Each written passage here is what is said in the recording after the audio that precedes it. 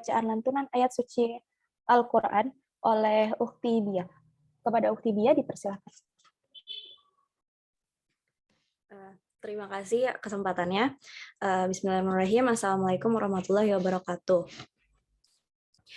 A'udzu billahi minasyaitonir rajim. Bismillahirrahmanirrahim.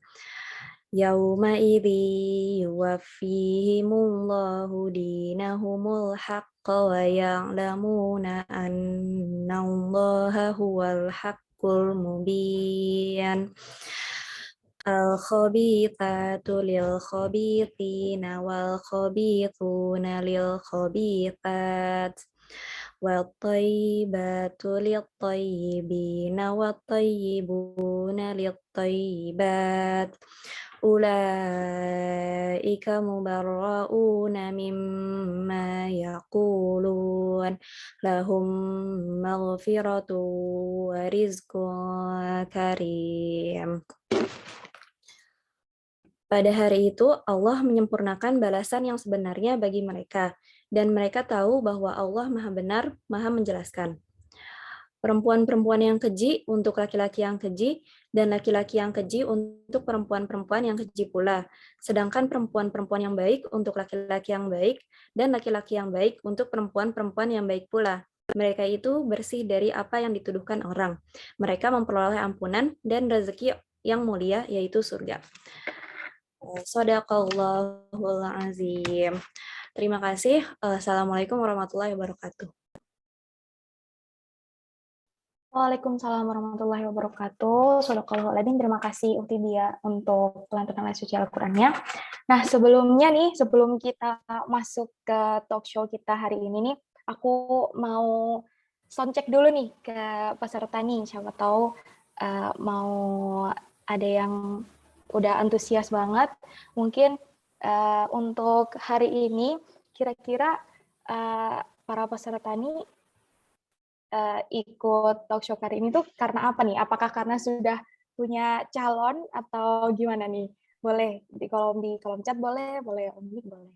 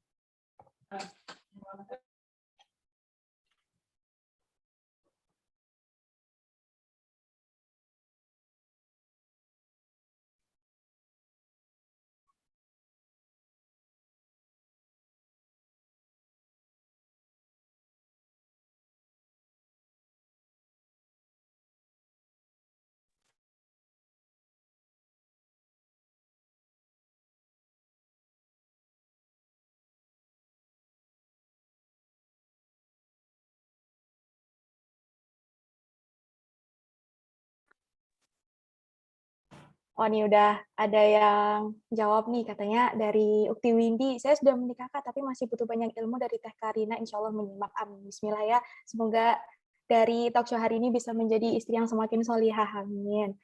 Terus nih ada dari Ukti Nabila, pengen belajar aja sejak dini. Wah, ini kayaknya sebagian besar kayak gini ya, kayak masih kuliah, tapi pengen dari sekarang mempersiapkan jadi istri solihah, karena nggak bisa instan ya, teman-teman ya. Terus ada Ukti Anissa Aulia nih, kalau saya sudah menikah dan punya anak, insya Allah jadi bekal untuk terus belajar. Amin. Insya Allah ya, Kak ya. Kemudian ada Ukti Nia, udah punya gebetan. Waduh, udah ada gebetan nih, insya Allah ya. Semoga kawal sampai halal ya, Ukti Nia nih. Terus ada lagi nih Kak Ukti Nadine, lagi ikhtiar untuk mencari ilmu karena sekarang sudah waktunya untuk butuh ilmunya. Oh, insya Allah ya kayak semoga talk show hari ini bisa memuaskan ukti-ukti semuanya nih yang lagi menggali ilmu buat jadi istri yang solihah. Terus ini ada Kak Asla, katanya pengen nambah wawasan. Bener banget, cocok banget ini kalau join talk show hari ini ya.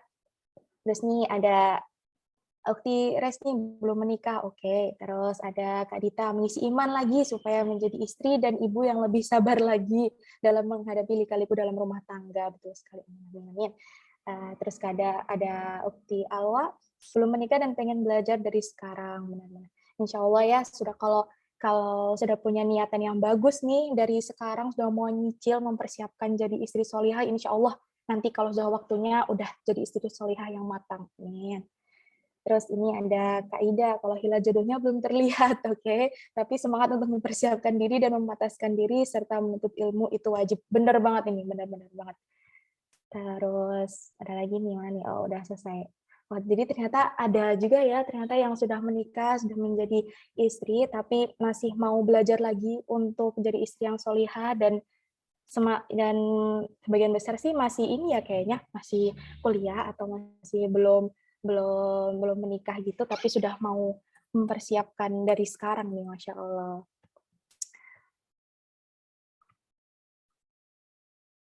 Nah, karena waktu sudah pukul 11.17 nih, kita langsung aja beralih ke sesi yang ditunggu-tunggu, yaitu sesi talk show Women of Your Dreams, yang akan dibawakan oleh moderator kita, yang akan dipandu oleh moderator kita kali ini, Kak Asla. Sebelumnya kita sapa-sapa dulu nih, Kak Asla, gimana kabarnya? Halo Alfit, Bia dan Ya. semuanya.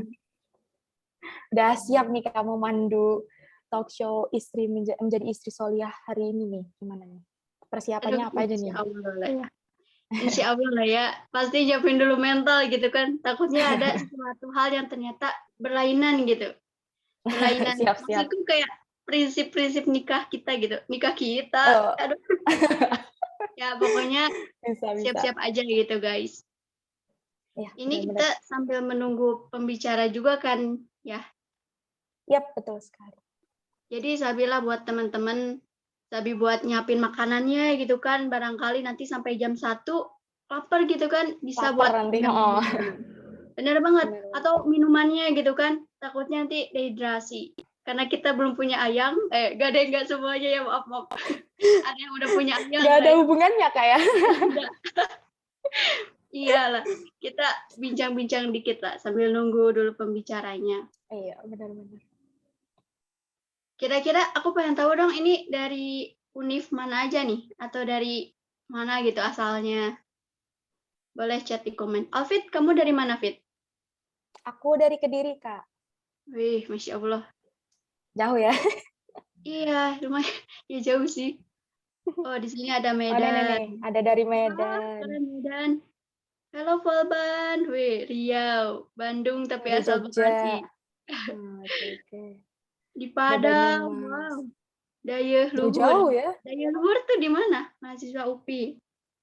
Terus ada dari Yogyakarta. Terus ada Unip Pancasila Jakarta, Banyumas, Kalbar. Wow, Masya Allah. Jauh banget, Masya Dan Allah. Semarang, asli Bandung, Kak. Widih, Bia itu. Bia asli Bandung, daerah mana tuh, Bi? Aku di Dago Atas, Kak. Oh, Dago Atas. Mantap.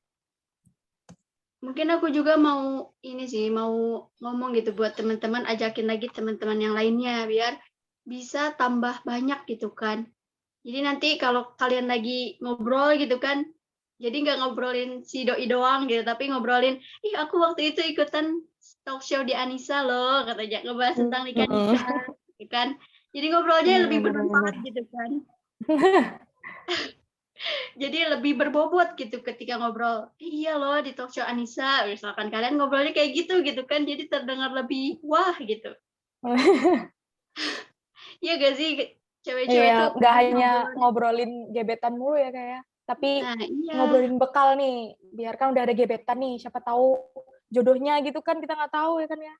Yang penting kita udah menyiapkan nih gimana caranya jadi pasangan hidup yang solihah tuh.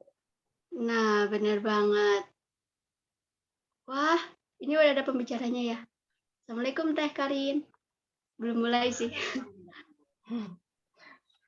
Mungkin Sudah ada kan? ini Oh ya, sudah ada untuk Kak. sesi lebih formalnya lah ya. Bismillahirrahmanirrahim.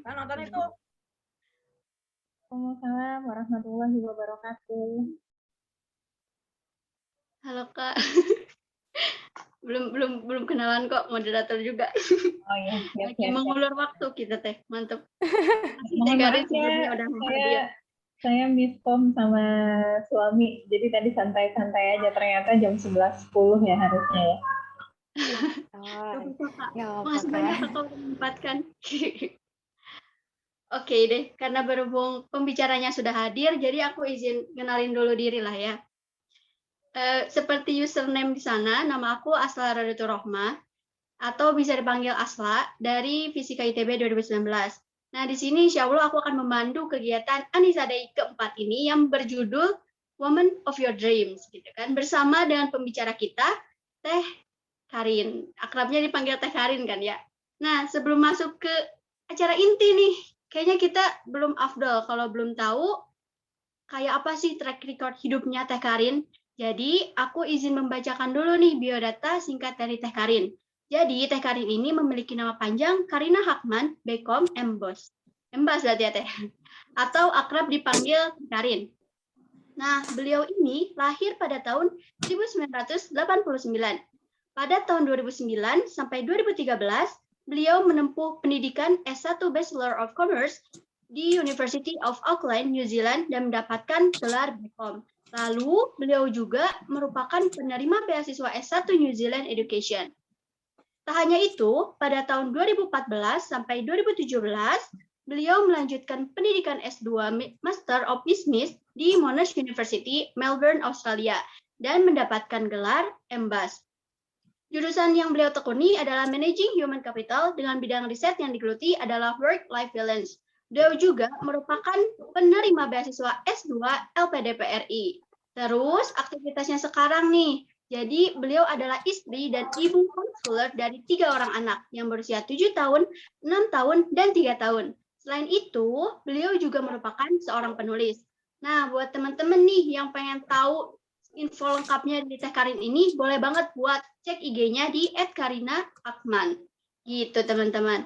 Nah, kece kan, Masya Allah banget. Mungkin di sini udah pada tahu lah ya Teh Karin itu siapa gitu kan. Jadi, tanpa panjang lebar lagi, ayo kita masuk ke acara intinya, yaitu talk show bersama Teh Karin. Nah, boleh buat teman-teman juga untuk menyiapkan catatannya nih, buat menulis hal-hal yang penting dari acara ini gitu kan. Baik, kepada Teh Karin, aku persilahkan.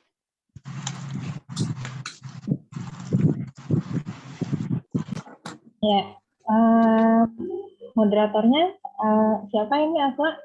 Saya dikasih taunya talk show. Iya, benar. Ya, nah, jadi ini tuh kan talk show ya, Teh. Jadi ini pertanyaannya. For your information, pertanyaan ini tuh diambil dari pertanyaan di Instagram Anissa, Teh. Jadi ini benar-benar kita tidak pandang bulu gitu kan. Nah, pertanyaan pertama nih. Bagaimana cara dalam memilih pasangan hidup yang tepat dan cara mengetahui nih jika sudah akan Allah datangkan jodohnya? Seperti itu, Teh. Kira-kira gimana nih, Teh? Iya, sebelumnya saya izin sapa-sapa dulu ya. Assalamualaikum warahmatullahi wabarakatuh. Adik-adik salihah, khususnya untuk adik-adik dari Anissa ya, Anissa ITB. Anissa ITB ini di bawah Gamais ya, Asla ya.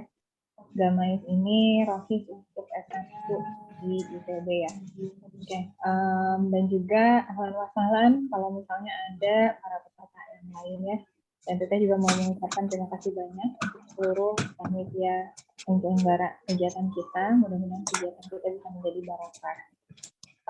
Mungkin boleh minta izin panitia untuk nge-spotlight video Teh Karin sama Asla ya, supaya di screen-nya nggak ganti-ganti terus ya. Kemudian mungkin bisa minta tolong panitia juga buat mute seluruh peserta supaya nggak ada suara-suara yang bersumber atau nggak di mute manual juga nggak apa-apa. Insya Allah di siang hari ini kita ngobrolin tentang istri ya tadi ya. Terus apa kata Asla tadi ditanyain, terus kita kalau mau nikah kita mau tahu siapa yang jadi jodoh kita tuh gimana gitu. Yang jelas mau kita tahu jodoh atau enggak, yang jelas harus ada prosesnya dulu ya Asla. Nggak bisa kita di pinggir jalan terus ngeliat kayaknya jodoh saya. Artinya memang harus ada ikhtiar-ikhtiar yang dilakukan. Walaupun tidak semua ikhtiar atau usaha yang kita lakukan itu kemudian langsung berbalas ke kita. Usaha yang kita lakukan kan berarti ya, yang jelas harus mempersiapkan dulu dengan ilmunya, lalu mempersiapkan secara fisiknya. Bisa mempersiapkan fisik kalau ilmunya ada. Kalau ilmunya nggak ada, bingung juga apa yang mau dipersiapkan. Benar nggak? Ya. Lalu kemudian persiapan ruhiyahnya, persiapan ketakwaannya, dan seterusnya itu semuanya sambil jalan. But anyway, balik lagi ke pertanyaannya tadi. Kalau misalnya udah siap kayak gimana? Kalau kita lihat kekiniannya ada istilah yang sering disebut-sebut sama orang, ta'aruf, ta'aruf. Ta'aruf itu sebetulnya apa? Karena di zaman Rasulullah SAW sendiri nggak ada tuh istilah baku ta'aruf ya. Jadi sebetulnya yang kita lihat bukan ke istilah ta'arufnya, tapi lebih kepada prosesnya. Artinya sebelum nikah tuh ada kok proses perkenalan. Ya, terlepas apakah sebelumnya kita udah kenal atau belum sama si orangnya. Misal contoh gitu ya, di sini misalnya adik-adik nih, di antara mahasiswa-mahasiswa yang ada di sini ngerasa oh saya udah siap nikah gitu. Terus abis itu ngelihat misalnya ada kakak kelasnya yang kemudian misalnya dilihat oh soleh gitu ya dari berbagai interaksi, kemudian akhlaknya pun bagus, selalu menunjukkan pandangan dan seterusnya. Tapi justru karena dua-duanya sama-sama menunjukkan pandangan, dua-duanya juga menjaga interaksi, nggak kenal kan gitu. Terus masa tiba-tiba saya mau nikah sama kamu, kenal juga enggak gitu kan. Nah, makanya kemudian ada perantara, ya. Ada yang membantu. Yang membantu ini siapa? Idealnya adalah orang tua. Idealnya adalah orang tua. Menikahkan anak itu adalah tanggung jawab orang tua. Ya, baik itu perempuan maupun laki-laki. Jadi kalau orang tuanya paham, biasanya jangankan anaknya yang nyari gitu ya. Sebelum anaknya nyari, orang tuanya udah nawarin, udah siap nikah belum? Gitu. Kalau udah siap nikah, ayo orang tuanya akan bantu mencarikan. Ya, harapannya sih orang tuanya sudah paham. Jadi ketika tadi siap nikah, bilang ke orang tua, "Pak, Ma, saya insya Allah siap nikah nih," gitu ya. Terus orang tuanya nanya, "Ada nggak punya calonnya nggak?" Calon sih belum ada, cuman ada misalnya tadi ya kecenderungan dan seterusnya. Akhirnya ngontak nih, ya orang tuanya cari tahu tentang si laki-laki yang tadi. Ya. Ini orang tuanya karena dia paham ya, dia datang ke masjid ngecek ini pernah nggak datang ke Salman, ya atau datang ke musola masjid gitu. Kok nggak pernah kelihatan, oh ternyata kuliahnya masih online, ya dicek di masjid di dekat rumahnya, atau dicari di yang dekat-dekat dan seterusnya. Kalau nggak kenal juga, ya udah coba aja deh minta tolong kakak laki-lakinya atau kakak sepupu laki-lakinya atau siapanya yang kira-kira bisa kasual nih kenalan sama orangnya. Nanya, nah kalau udah kenal tanyain dulu, jangan ujuk-ujuk baru juga kenal, ini nih saudara saya pengen taruh, bukan gitu caranya. Tapi caranya adalah dengan tanya dulu, udah siap nikah belum? Jangan-jangan orangnya belum siap nikah. Hal yang sama juga terjadi kalau perantaranya adalah orang lain. Bisa bukan orang tua nih ya, jadi orang tuanya misalnya nggak paham, ngomong ke orang tua malah disuruh pacaran, kan ada ya orang tua yang nggak paham malah kayak gitu. Jadi kan berarti cari perantara lain. Perantara lain siapa? Misal teman yang udah nikah, atau kakak yang sudah menikah, atau kemudian guru ngaji yang sudah menikah, atau misalnya siapa orang yang amanah ustadz atau ustazah di sekitarnya yang sudah menikah. Kenapa contoh-contoh yang diambil adalah orang-orang yang tadi disebut ya guru ngaji atau misalnya ustazah di sekitarnya? Karena harus butuh orang yang paham tentang batasan interaksi antara laki-laki dan perempuan. Jadi kalaupun milih temen yang udah nikah, nggak sembarang temen gitu ya. Ada temen yang nikah tapi dia nggak ngerti tentang batasan laki-laki dan perempuan. Ya kalau mau kenalan, kenalan aja so ketemuan gitu ya. Malah jadinya takutnya jadi pacaran. Jadi masuknya ke bab sini dulu. Kalau sudah proses berkenalan, baru kan kita nanti akan ngobrol hal-hal yang fundamental. Nah disinilah bab kriteria masuk.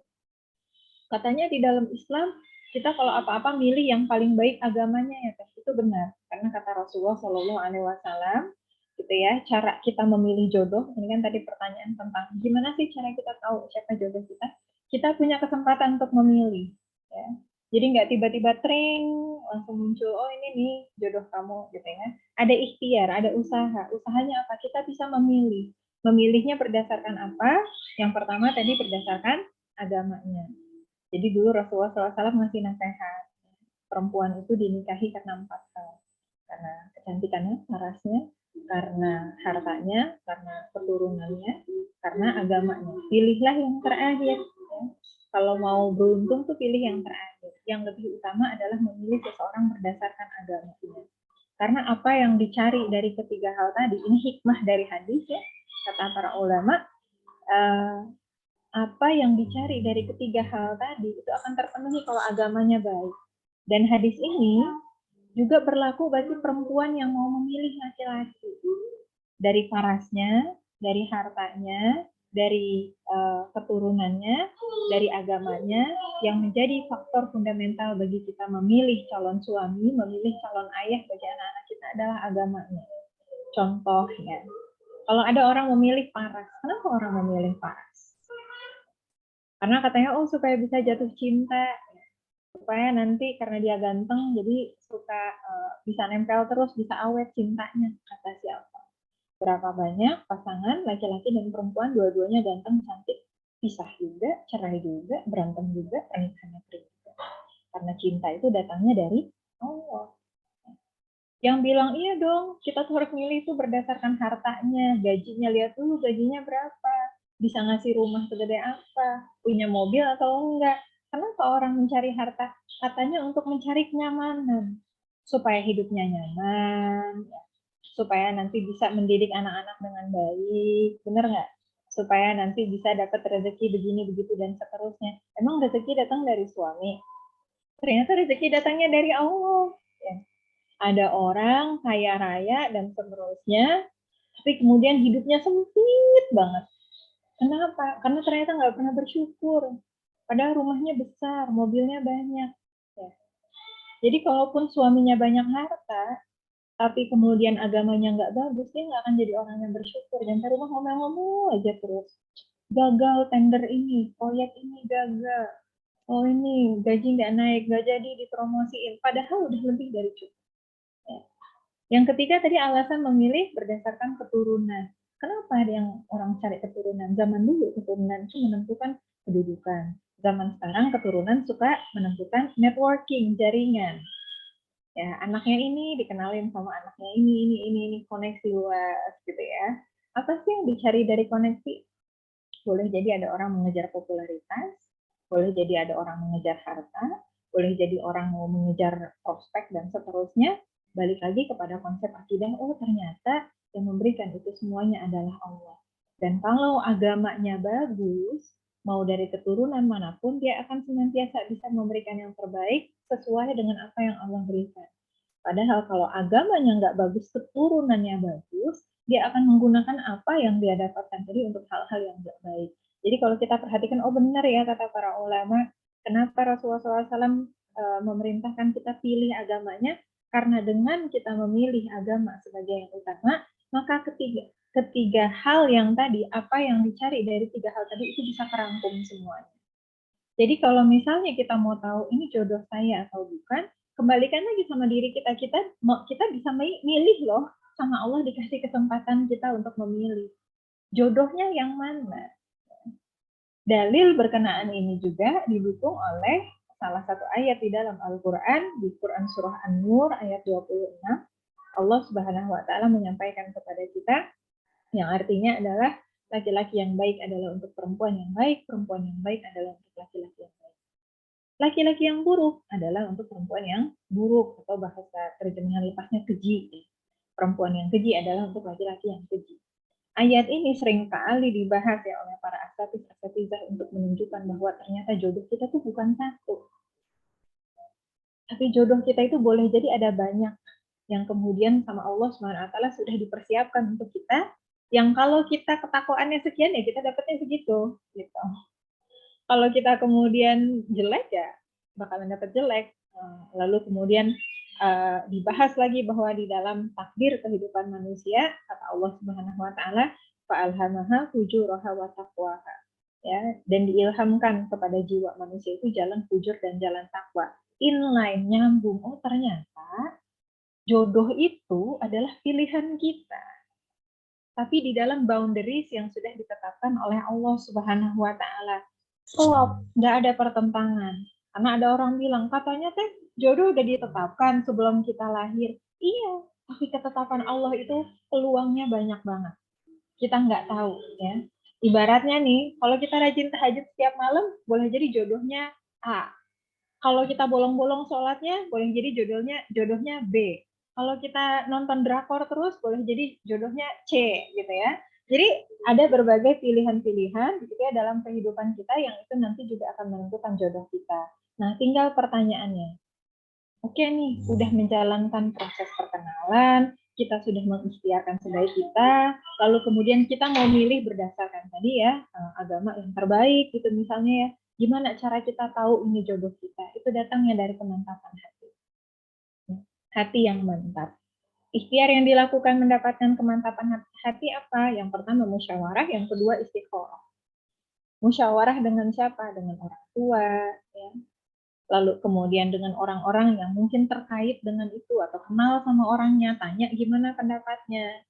Kalau kebetulan misal, oh ternyata ini kakak angkatan kita dulu, oh saya kenal nih, ada teteh Solihah dulu, dia satu kelas sama si kakak kelas ini gitu, si Akang itu gitu ya. Tanyain aja sama tetehnya, teh saya Asla, pinjem nama. Ini saya lagi proses kenalan sama Akang seseorang ya. Saya mau tahu dong teh, dulu teteh kan pernah sekelas sama Akang. Boleh nggak tahu Akang itu dulunya gimana? Itu bagian dari proses musyawarah. Jujur aja ya teh, oh Masya Allah dulu Akang itu gini, dia nggak pernah main ngumbar mata sama perempuan-perempuan. Saya juga lihat dia rajin sholat, gini dan seterusnya. Ya tanya aja gitu, itu bagian dari musyawarah. Tapi tanya orang yang amanah ya, jangan orang yang bocor kemana-mana. Kita harus bisa menilai. Kalau orangnya bocor, disebar nanti, itu tuh lagi ini gitu. Ya jangan ya. Nah setelah kita udah musyawarah, biasanya akan muncul rasa apa? Kecenderungan di hati kita. Ini mau jadi atau enggak? Ya, taruh aja di sini kan. Taruh aja. Ya. Akan muncul rasa kecenderungan di dalam hati kita. Ya, dan kecenderungan itu yang kita bawa ke istikharah. Di dalam istikharah, nanti pelajari sendiri ya, adab-adab dalam sholat istikharah. Itu bagus sekali doanya. Ya, karena di dalam doa istikharah itu, kita meminta petunjuk Allah Subhanahu wa taala sambil mengafirmasi diri kita. Kalau ini baik untuk dunia kita, kalau ini baik untuk akhirat kita, tolong dikuatkan. Ya. Tapi kalau misalnya ini nggak baik, tolong dilepaskan. Ganti dengan hal yang lebih baik. Intinya seperti itu, tapi doanya ya lebih bagus dari itu, doa aslinya. Dan kemudian adab-adab dalam istikharah itu seperti apa? Harus diiringi dengan amal solih. Kenapa sih harus diiringi sama amal solih? Supaya kita hatinya bersih. Kadang-kadang, misalnya pada saat screening biodata, pada saat kenalan ya, bisikan setan tuh banyak muncul. Agamanya misalnya bagus, akhlaknya bagus, terus dibisikin sama setan. Ih, tai lalatnya gede banget misalnya. Kayak gitu. Penting nggak? Kan sebenarnya nggak terlalu penting kan, nggak signifikan juga. Terus jadi kayaknya, jadi nggak ya? Gitu ya. Karena itu bisikan setan. Begitu kemudian dia mengiringinya dengan istikharah, memperbanyak amal solih. Emang hubungannya tai lalat sama cinta ya? Atau misalnya pada saat lagi kenalan gitu kan ya, iya saya baru lulus, gaji 8 juta, tapi 3 jutanya dikirimkan ke orang tua, karena begini-begini. Bisikan setan datang, ngirimin ke orang tua nanti dia ngasih apa? Bisa beliin skincare nggak? Gitu kan. Itu kan bisikan setan ya. Tapi kemudian ketika diiringi dengan amal soleh, dia pikir, rezeki kan datangnya dari Allah, kalau udah rezeki skincare dapat mah mau suami gaji berapa juga bakalan dapat skincare gitu. Mikirnya kan kayak gitu ya, karena sudah diiringi dengan amal solih. Tapi gimana teh kalau udah diiringi amal solih tetap aja nggak seret. Padahal ini ikhwannya kayaknya udah bagus, akhlaknya bagus, agamanya bagus. Tapi kayaknya there's something wrong. This is not my future husband. Ya, padahal udah beramal solih, udah banyak zikir. Ya sudah, berarti mungkin bukan jodohnya. Itu dan itu akan kerasa. Mana yang kemudian bisikan setan, mana yang enggak. Itulah kenapa ya saking magicalnya proses menemukan jodoh, ya Allah Subhanahu wa taala sampai bikin ayat tentang ini. Kata Allah, bahwa min ayatihi ya an khalaqalakum min anfusikum azwaja.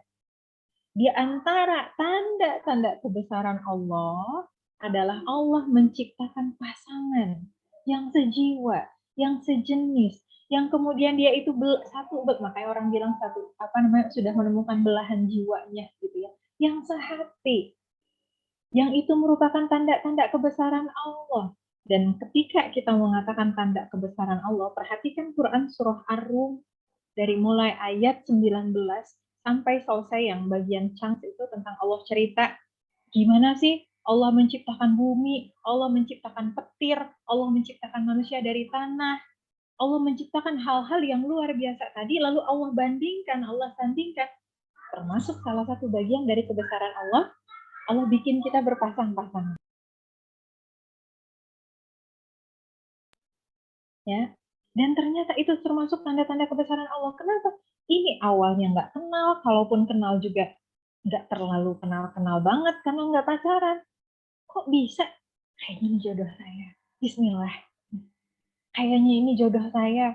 Walaupun saya nggak tahu kenapa. Di satu sisi, ketika bukan jodoh, saya bukan jodoh.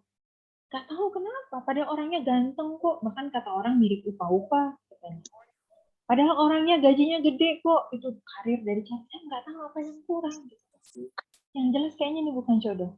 Itulah tanda-tanda kebesaran Allah. Tapi untuk bisa ngerasain that gut ya, ngerasain betul-betul yang namanya ini nih gitu jodoh saya. Tadi kita butuh kejernihan hati. Musyawarah dengan baik, istikharah, fa idza azamta fatawakal 'ala Allah. Kalau kita sudah berazam, maka tawakal kepada Allah Subhanahu wa taala. Mungkin itu ya pengawalnya Aswa. Allah alam bisawab. Mangga kira-kira gimana menurut Aswa? Masya Allah, benar-benar menampar gitu ya Teh. Saya emang benar-benar relate gitu sama kehidupan sekarang. Kalau misalkan nyari jodoh tuh, kadang kita lupa 4 prinsip yang kata Rasul tadi gitu, nyarinya yang agama gitu kan, terutama yang agamanya gitu. Nah itu benar-benar mantap banget Teh. Oke deh Teh, kita lanjut ke pertanyaan selanjutnya ya Teh. Nah, selanjutnya gini nih pertanyaannya. Bagaimana seorang wanita dalam mempersiapkan mental sebelum memutuskan untuk menikah gitu? Gitu Teh. Mangga. Emang ada yang nggak siap mental ini buat nikah? Apa sih yang ditakutin? Kita beda generasi sih, Teteh generasi milenial ya. Dulu generasi milenial tuh kayaknya pada semangat gitu buat nikah ya. Tapi nggak tahu, kalau di generasi kalian, generasi Z ini yang masih unyu-unyu, apa sih yang biasanya ditakutin? Coba, Asla, yang bikin orang-orang nggak siap mental buat nikah, kira-kira apa? Asla? Pemantauan Asla aja, pemantauan atau dari obrolan teman-teman, atau dari apa yang dilihat di medsos, apa yang dibaca, apa yang diketahui, kira-kira apa? Kayaknya kalau sekarang tuh kelihatannya lebih mementingkan wajah sih. Kayak enggak ya, mungkin yang di sini mah nggak kayak gitu. Tapi kadang orang tuh ngeliat good looking-nya gitu. Gak tahu ya, aku juga gak tahu kenapa orang-orang pilih good looking-nya gitu, Kak. Masya Allah, jadi harus nyiapin mentalnya gitu. Nah, iya. Tapi di sini juga ada yang berkomentar. Katanya takut pasangan tidak menerima kita apa adanya, terus takut menghadapi konfliknya, terus ilmunya, kekurangannya, dan benar sama kecantikan atau kegantengannya. Kadang emang jadi lebih minder gitu loh, Kak. Iya. Ini terlalu wah untuk kita gitu. Jadi mungkin untuk mempersiapkan mentalnya ya, adik-adik harus paham konsep tentang pernikahan itu seperti apa. Pernikahan itu, ya, kebahagiaan dari pernikahan itu, mau itu, ini Teteh sambil baca ya, atau konflik dengan keluarga, konflik dengan diri sendiri, konflik dengan suami, dan seterusnya. Itu kan ketakutan-ketakutan yang muncul karena banyaknya masalah di masyarakat. Banyaknya masalah pernikahan di masyarakat itu tidak merepresentasikan arti pernikahan di dalam Islam. Terus arti pernikahan di dalam Islam seperti apa sih? Islam menjadikan pernikahan itu justru sebagai sarana apa? Turunnya sakinah, turunnya mawaddah, turunnya rahmah dari sisi Allah Subhanahu wa taala. Balik lagi ke Quran surah Ar-Rum ayat 21 tadi ya. Yang tadi Teteh baru bacain awalnya doang. Ya, wa min ayatihi an khalaqalakum min anfusikum azwaja. Ya, di antara tanda-tanda kebesaran Allah adalah Allah menciptakan bagi manusia itu ya pasangan yang sejiwa, senufus. Enggak sampai di sana, kata Allah litaskunu ilaiha. supaya kemudian kamu itu dijadikan memiliki perasaan sakinah terhadapnya. Sakinah itu apa? Rasa tenang, rasa tentram, rasa ketertautan satu sama lain. Sakinah juga kadang-kadang dibahas dalam pembahasan fikih ya, fikih ibadah suami istri. Salah satu yang dimaksud dengan sakinah ini tenangnya seorang laki-laki dan perempuan, karena punten ya, sini dewasa semua ya, di screening sama Asla dan teman-teman panitia di screening semuanya sini udah dewasa ya. Kebutuhan laki-laki dan perempuan secara seksual terpenuhi satu sama lain, itu salah satu bagian dari sakinah. Tapi bukan hanya kebutuhan seksual saja, tapi kemudian kebutuhan psikologis. Lalu kemudian juga secara fitrahnya, Allah jadikan laki-laki dan perempuan itu tertarik satu sama lain, apalagi yang sudah diciptakan sejiwa tadi, berpasangan tadi. Laki-laki dan perempuan ini sama Allah tiba-tiba merasakan ya dengan seizin Allah, rasa cinta, rasa sayang. Ya. Yang kata Allah, mawaddah warohmah. Sama Allah dijadikan dia memiliki rasa mawadah itu cinta yang bergelora, yang bikin orang kesemsem, bikin jadi kepikiran, itu mawadah.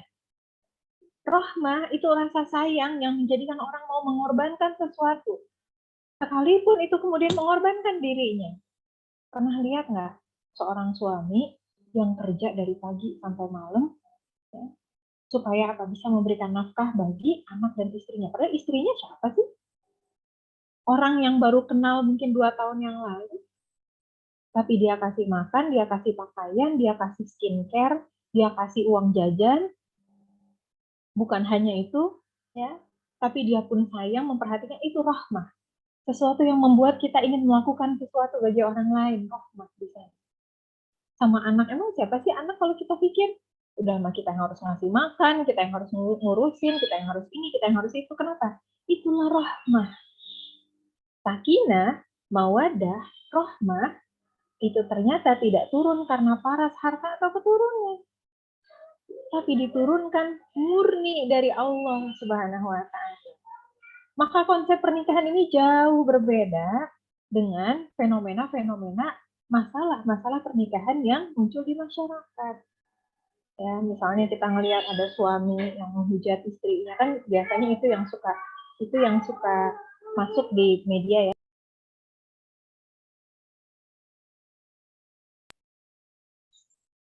Bentar ya.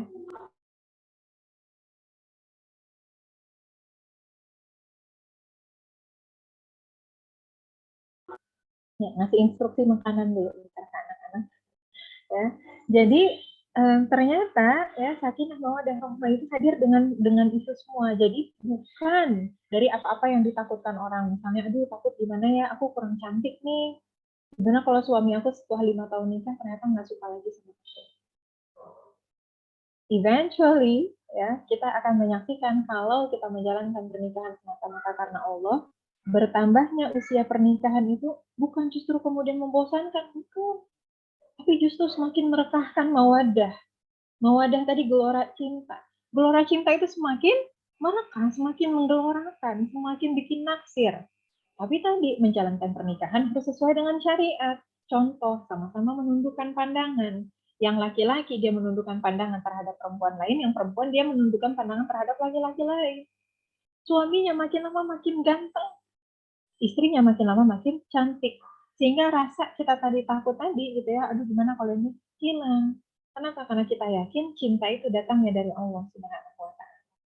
Ada yang takut nikah, aduh gimana kalau nanti konflik sama mertua, konflik ngurusin anak. Jadi balik lagi kepada konsep akidah. Justru dengan pernikahan itu menjadi salah satu turunnya apa? Sakinah, rasa tentram, rasa tenang. Sementara konflik-konflik tadi itu adalah bagian dari keniscayaan kehidupan. Emangnya kalau single nggak ada konfliknya? Ya. Orang single yang belum nikah ya dia punya konflik sebelum nikah. Begitu udah nikah ada konflik sebelum punya anak. Begitu punya anak ada konflik pada saat memiliki anak. Masing-masing manusia akan diuji, itu janji Allah. Ya. Allah bahkan sampai mengatakan alladzi khalaqal mauta wal hayata liyabluwakum ayyukum ahsanu amala. Dialah yang menciptakan mati dan hidup untuk menguji Siapa yang paling ahsan amalnya? Siapa yang terbaik amalnya? Dalam apa? Dalam kehidupan. Artinya kita tuh akan selalu diuji supaya Allah tahu siapa yang amalnya paling baik. Jadi jangan berpikir kalau kita nggak nikah terus nggak ada masalah. Masalah akan ada terus. Sementara pernikahan ini bagian dari ibadah di sisi Allah Subhanahu wa Ta'ala. Yang kemudian oleh Rasulullah Shallallahu Alaihi Wasallam itu disunahkan. Disunahkan artinya apa? Dicontohkan. Rasulullah Shallallahu Alaihi Wasallam mensunahkan menikah. Bahkan di dalam Al-Quran pun Allah perintahkan. Bahkan perintahnya itu keras ya. Nanti lihat sendiri ya di Quran surah An-Nur ayat 32. Perintahnya keras itu, dan nikahkanlah para bujang, para pemuda, para pemudi yang ada yang kamu kenal baik. Bahkan kalaupun dia hamba saya, nikahkan dia. Kenapa dibilang keras? Karena bahkan yang diperintahkan tuh bukan pemudanya aja, tapi orang yang dia kenal pemuda atau pemudi yang belum nikah disuruh dinikahkan. Artinya itu diminta supaya orang-orang ayo dong nikah gitu. Ya. Yang menjadikan pernikahan ini sebuah ibadah di sisi Allah Subhanahu wa Ta'ala. Saking tingginya kedudukan pernikahan bagi ibadah seseorang. Ya. Ibadah secara menyeluruh ya, dalam kehidupan kita kan kita beribadah kepada Allah kan. Sama Allah SWT diperintahkan untuk beribadah, dan pernikahan itu porsinya besar. Ya. Kita kemudian apalagi bukan hanya memahami fitrah pernikahan, kita harus paham hakikat pernikahan bagi kehidupan akhirat kita. Kita hidup buat apa sih? Kita ngapain dari 2 SD, SMP, SMA, kuliah kerja, kuliah ini, itu, dan seterusnya buat apa? Kita nyari bekal kan? Nyari bekal buat pulang. Pulang kemana? Pulang ke surga lah. Emang ada di sini mau pulang ke neraka? Saya mah nggak mau. Ya. Saya mah maunya pulangnya ke surga. Tempat kemudian nanti saya dibikin cantik banget sama Allah. Ngalahin semua bidadari surga manapun. Nanti saya dibikin sama Allah gimana, harum terus. Kan selama di dunia kita nggak boleh ya pakai parfum yang semerbak, sampai kalau pergi keluar rumah ya, kita pakai parfum di rumah. Keluar nggak ini. Tapi kalau nanti di surga, kita jadi wangi banget gitu. Saya mah pengennya di surga, nggak ada lelah-lelah lagi. Adanya cuma bahagia terus. Pengennya di surga, bisa makan apa aja. Kalau di sini nggak semuanya halal soalnya. Atau kalaupun halal, makan sedikit kenyang, nggak bisa makan lagi. Ya. Pengen di surga pakai pakaian macam-macam, di sini pakaiannya terbatas. Pengen di surga ini, pengen di surga itu, pengen di surga apa, segala rupa apapun yang kita inginkan, semuanya ada di surga. Bahkan Allah Subhanahu wa Ta'ala menyimpan kenikmatan-kenikmatan terbesar terhadap hal-hal yang kita nggak bisa bayangkan. Karena surga itu tidak bisa kita lihat dengan mata, tidak bisa kita dengar dengan telinga, tidak bisa kita bayangkan oleh akal pemikiran kita yang sangat terbatas sebagai manusia. Mau nggak itu semua? Mau. Dan pernikahan menjadi salah satu ibadah yang kemudian pahalanya itu berlipat ganda. Kebayang nggak? Orang nikah itu kan kayak ngejalanin rutinitas ya.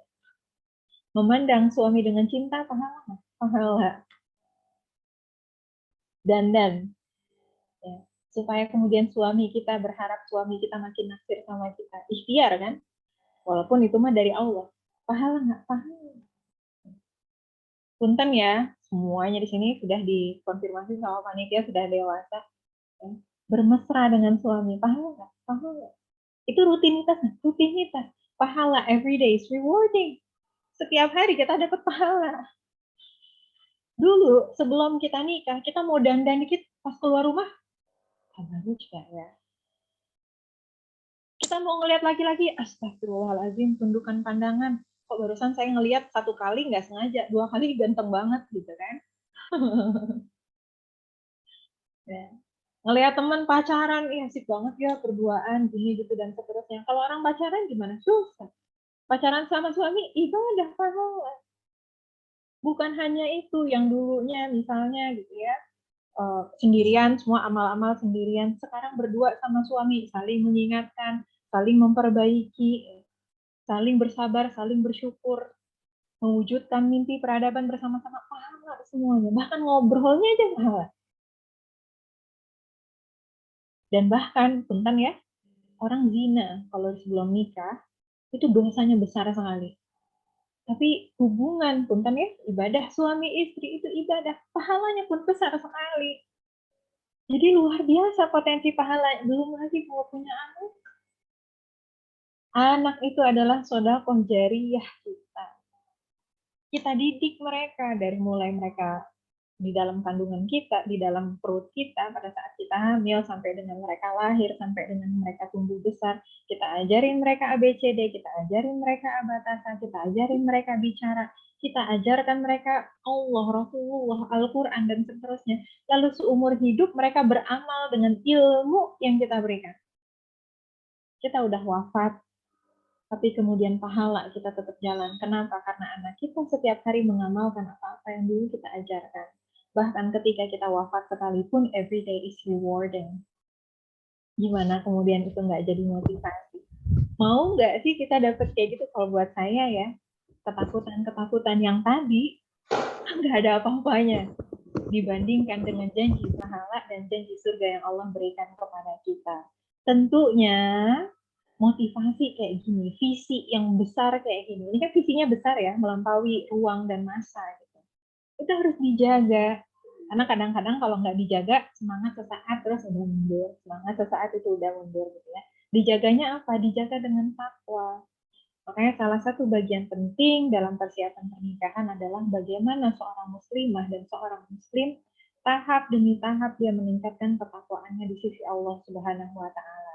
Dapat double kan? Begitu menikah, kalau dia bertakwa, pertama dia akan dapat pasangan yang juga bertakwa, karena pernikahan itu kuku dalam takwa tadi ya, pertanyaan pertama. Yang kedua, bonusnya dia akan siap secara mental. Dia punya visi yang jelas, dia tahu apa yang mau dia lakukan di dalam pernikahan dia pun memiliki ilmunya, gimana caranya, gitu ya, dan seterusnya. Dan ketika ada tantangan dan ujian, itu tidak akan merusak atau memporak-porandakan rumah tangganya. Maka harapannya dengan demikian, pernikahannya nanti akan bulan madu, semakin lama semakin madu, semakin lama semakin manis. Nggak kayak apa yang diomongin orang-orang, bulan madunya paling 3 bulan, paling 1 tahun, sisanya bulan empedu, pahit. Enggak kayak gitu. Justru semakin bertambah usia pernikahan, semakin menua kita, ternyata perasaan sakinah semakin terjaga, semakin tenang, semakin tentram, semakin terpaut. Mawaddah semakin merekah, semakin jatuh cinta, semakin naksir, semakin senang bersama-sama. Rahmah semakin menguat, semakin punya rasa sayang. Mau suami sakit, mau suami dalam keadaan dia lagi susah ekonominya, ekonomi tinggi, ekonomi rendah, mau dalam keadaan lapang, dalam keadaan sempit, rahmahnya senantiasa terjaga. Sebagaimana pernikahan Rasulullah Shallallahu Alaihi Wasallam dengan Khadijah radhiyallahu anha, yang bahkan setelah wafatnya sekalipun Rasulullah Shallallahu Alaihi Wasallam meletakkan rasa sayang yang luar biasa kepada Khadijah, sehingga tamu-tamunya Khadijah kalau datang ya sama Rasulullah SAW disuguh dengan luar biasa. Bahkan Aisyah radhiyallahu anha, istri Rasulullah Shallallahu Alaihi Wasallam yang paling muda, yang masih gadis ketika menikah dengan Rasulullah SAW, siapa yang paling dicemburui oleh Aisyah? Khadijah. Karena Khadijahnya sudah wafat. Saking besarnya rasa cinta, rasa sayang Rasulullah SAW kepada beliau. Jadi, insya Allah pernikahan itu rewarding. Dan itu akan memberikan kita kebahagiaan. Mudah-mudahan sebagaimana Allah menikahkan kita dengan pasangan kita di dunia, Allah juga akan mempertemukan kita kembali di surga. Allah bisa itu mungkin Asma ya. Masya Allah, benar-benar ya. Jadi bikin aku pengen nikah gitu astagfirullah. Astagfirullahaladzim, gitu, amin dong ya. Ya amin. Tapi aku tuh kalau gak dengar hal kayak gituan kayak jadi senyum-senyum sendiri gitu loh Teh. Ya wajar kan belum nikah, yang udah nikah aja dengan hal-hal gitu senyum. Nah, iya mantap Masya Allah. Nah, jadi guys, mari kita siapkan mental ya. Jangan ada rasa takut ya Teh ya. Jadi hadang aja lah gitu. Oke, kita lanjut ke pertanyaan selanjutnya nih Teh. Nah, katanya bagaimana cara agar memantaskan diri dan menjadi wanita impian sesuai sunnah ajaran Islam? Gitu Teh. Ya, jawaban singkat satu katanya adalah ilmu ya. Kalau kita mau mempersiapkan diri tadi, karena kalau nggak ada ilmunya kita nggak tahu apa yang mau dipersiapkan. Tapi disinilah kemudian kadang-kadang insecure itu penting. Tadi kan ini ya kita ngebahas gimana caranya supaya nggak takut nikah. Tapi di sisi lain rasa takut itu tetap kita butuhkan in certain portion. Karena ketakwaan itu antara roja dan khauf, antara harap dan takut. Apa sih yang dimaksudkan takut di sini? Kita takut amal kita nggak cukup. Dalam bab pernikahan, aduh, udah cukup belum ya ilmu aku? Aduh, aku udah cukup belum ya mental aku? Aduh, aku udah cukup belum ya fisik aku dan seterusnya. Dan ketika insecure itu hadir, itu menjadi bahan perbaikan kita.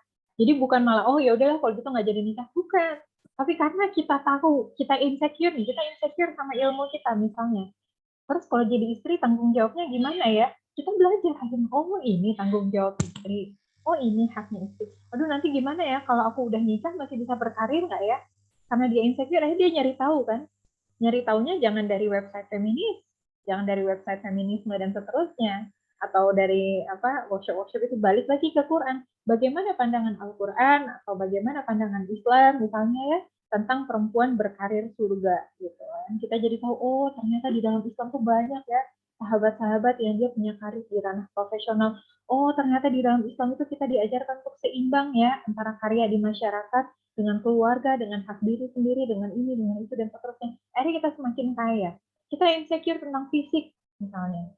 Oh katanya kalau kita sudah menikah nih ya, kita nanti dibutuhkan fisik yang kuat. Kenapa? Harus hamil, melahirkan, menyusui, nanti hamil lagi, melahirkan, menyusui, sambil kemudian menjalankan berbagai amanah-amanah di sekitaran kita. Gimana kuat nggak ya fisiknya? Karena ngerasa fisiknya nggak kuat, akhirnya apa yang dilakukan? Olahraga, memperbaiki pola hidup, dan seterusnya. Maka kita juga butuh rasa takut tadi. Rasa roja, rasa takut tadi, rasa khauf tadi. Tapi kemudian itu nanti diikuti dengan apa? Dengan rasa harap.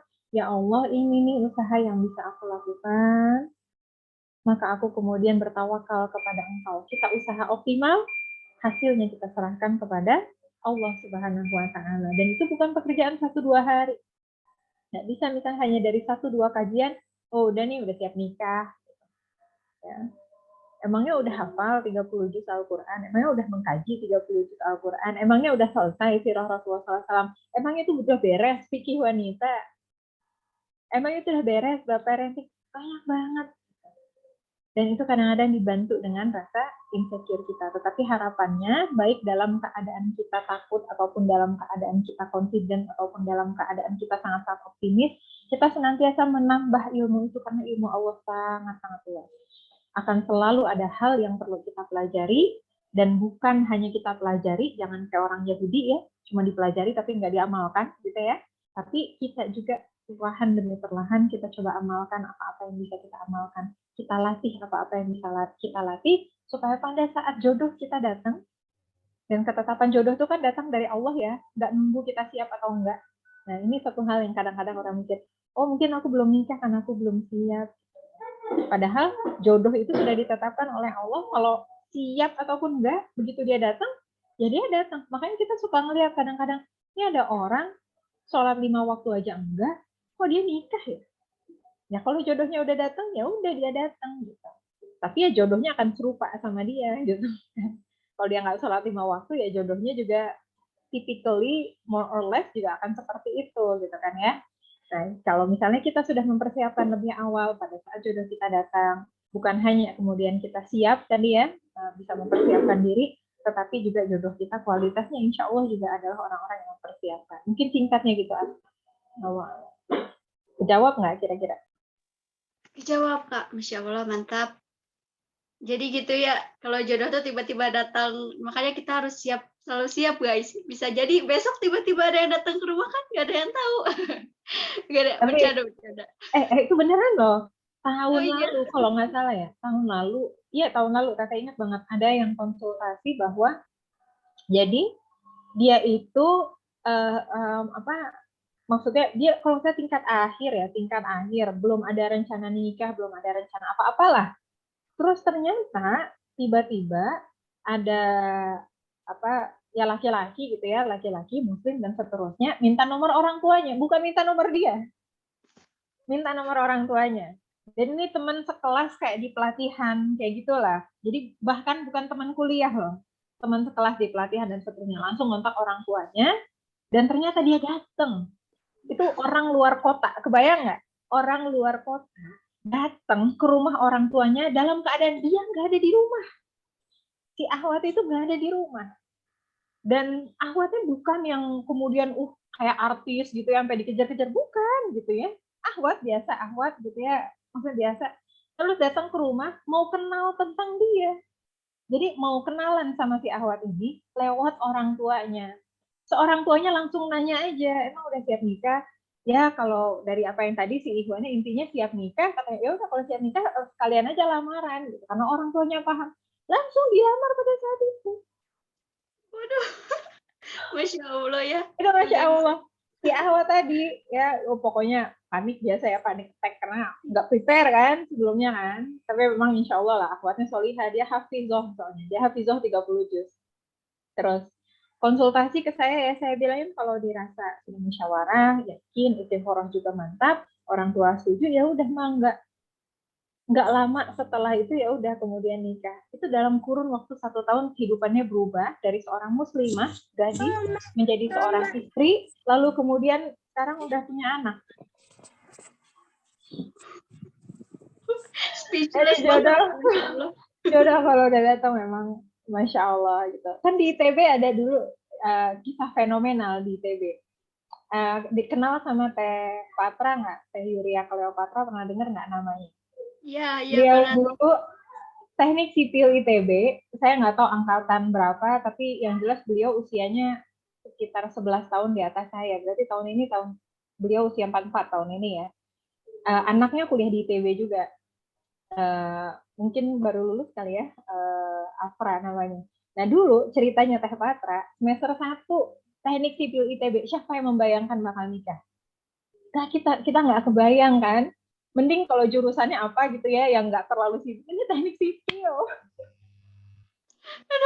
Dilamarnya sama siapa coba? Anak tingkat 3, semester 5. Ya, semester 5. Kang Ismir itu jurusan apa ya? Saya lupa. Semester 5. Tapi udah jodohnya nikah. Jadi Masjid Salman ITB itu menjadi saksi tumbuh besarnya bayi Akhyar Kamili, anak pertamanya mereka. Jadi Teh Patra kalau kuliah nitipin anaknya ke temannya, nitip dulu ya, kuliah dulu. Dan seterusnya. Jadi Aduh, ya Allah. apa jodoh itu kalau udah datang ya udah dia datang gitu. Asla. Bismillah ya, Asla ya. Bismillah.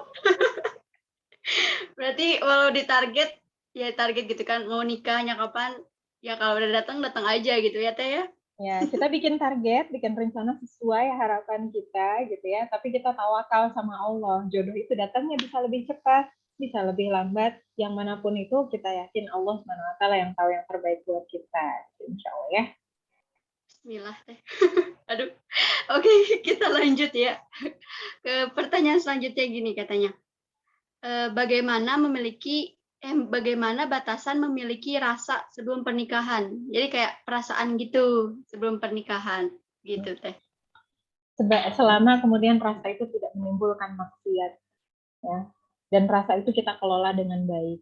Di zaman Rasulullah SAW ada kok sahabat sahabiah yang kemudian sudah memiliki rasa. Salah satunya yang sering diceritain sama Ustaz Halim Abdillah itu kan kisahnya Sayyidina Ali dengan Fatimah radhiyallahu anha, yang dua-duanya sama-sama ternyata masih menyimpan sesuatu. Dan itu juga salah satu hikmah ya, Rasulullah SAW itu menolak lamarannya Abu Bakar, menolak lamarannya Umar. Ya. Bagi yang belum tahu, Sayyidina Abu Bakar radhiyallahu an itu pernah melamar Fatimah radhiyallahu anha. Begitu juga Sayyidina Umar radhiyallahu an pernah melamar Fatimah radhiyallahu anha. Kenapa Rasulullah SAW menolak mereka? Ya memang bukan jodohnya, seperti yang tadi disampaikan. Jadi enggak juga, kata Teh Karin pilih berdasarkan agamanya. Setiap yang soleh terima, setiap yang soleh terima. Istikharahkan dulu, musyawarahkan dulu, kenalan dulu gitu ya. Karena bukan berarti ketika kita menolak kemudian dia kita nanti ini nih nggak ikhlas gitu. Bukan berarti begitu. Boleh jadi memang bukan jodoh kita. Sebagaimana juga itu tadi Sayyidatina Fatimah dan Sayyidina Ali radhiyallahu anhum. Kalau kita perhatikan apa kurangnya Abu Bakar, apa kurangnya Umar radhiyallahu anhum. Tapi kedua-duanya ini oleh Rasulullah SAW ditolak bukan karena kurang agamanya, tapi karena memang bukan jodohnya. Perasaan seorang bapak gitu ya.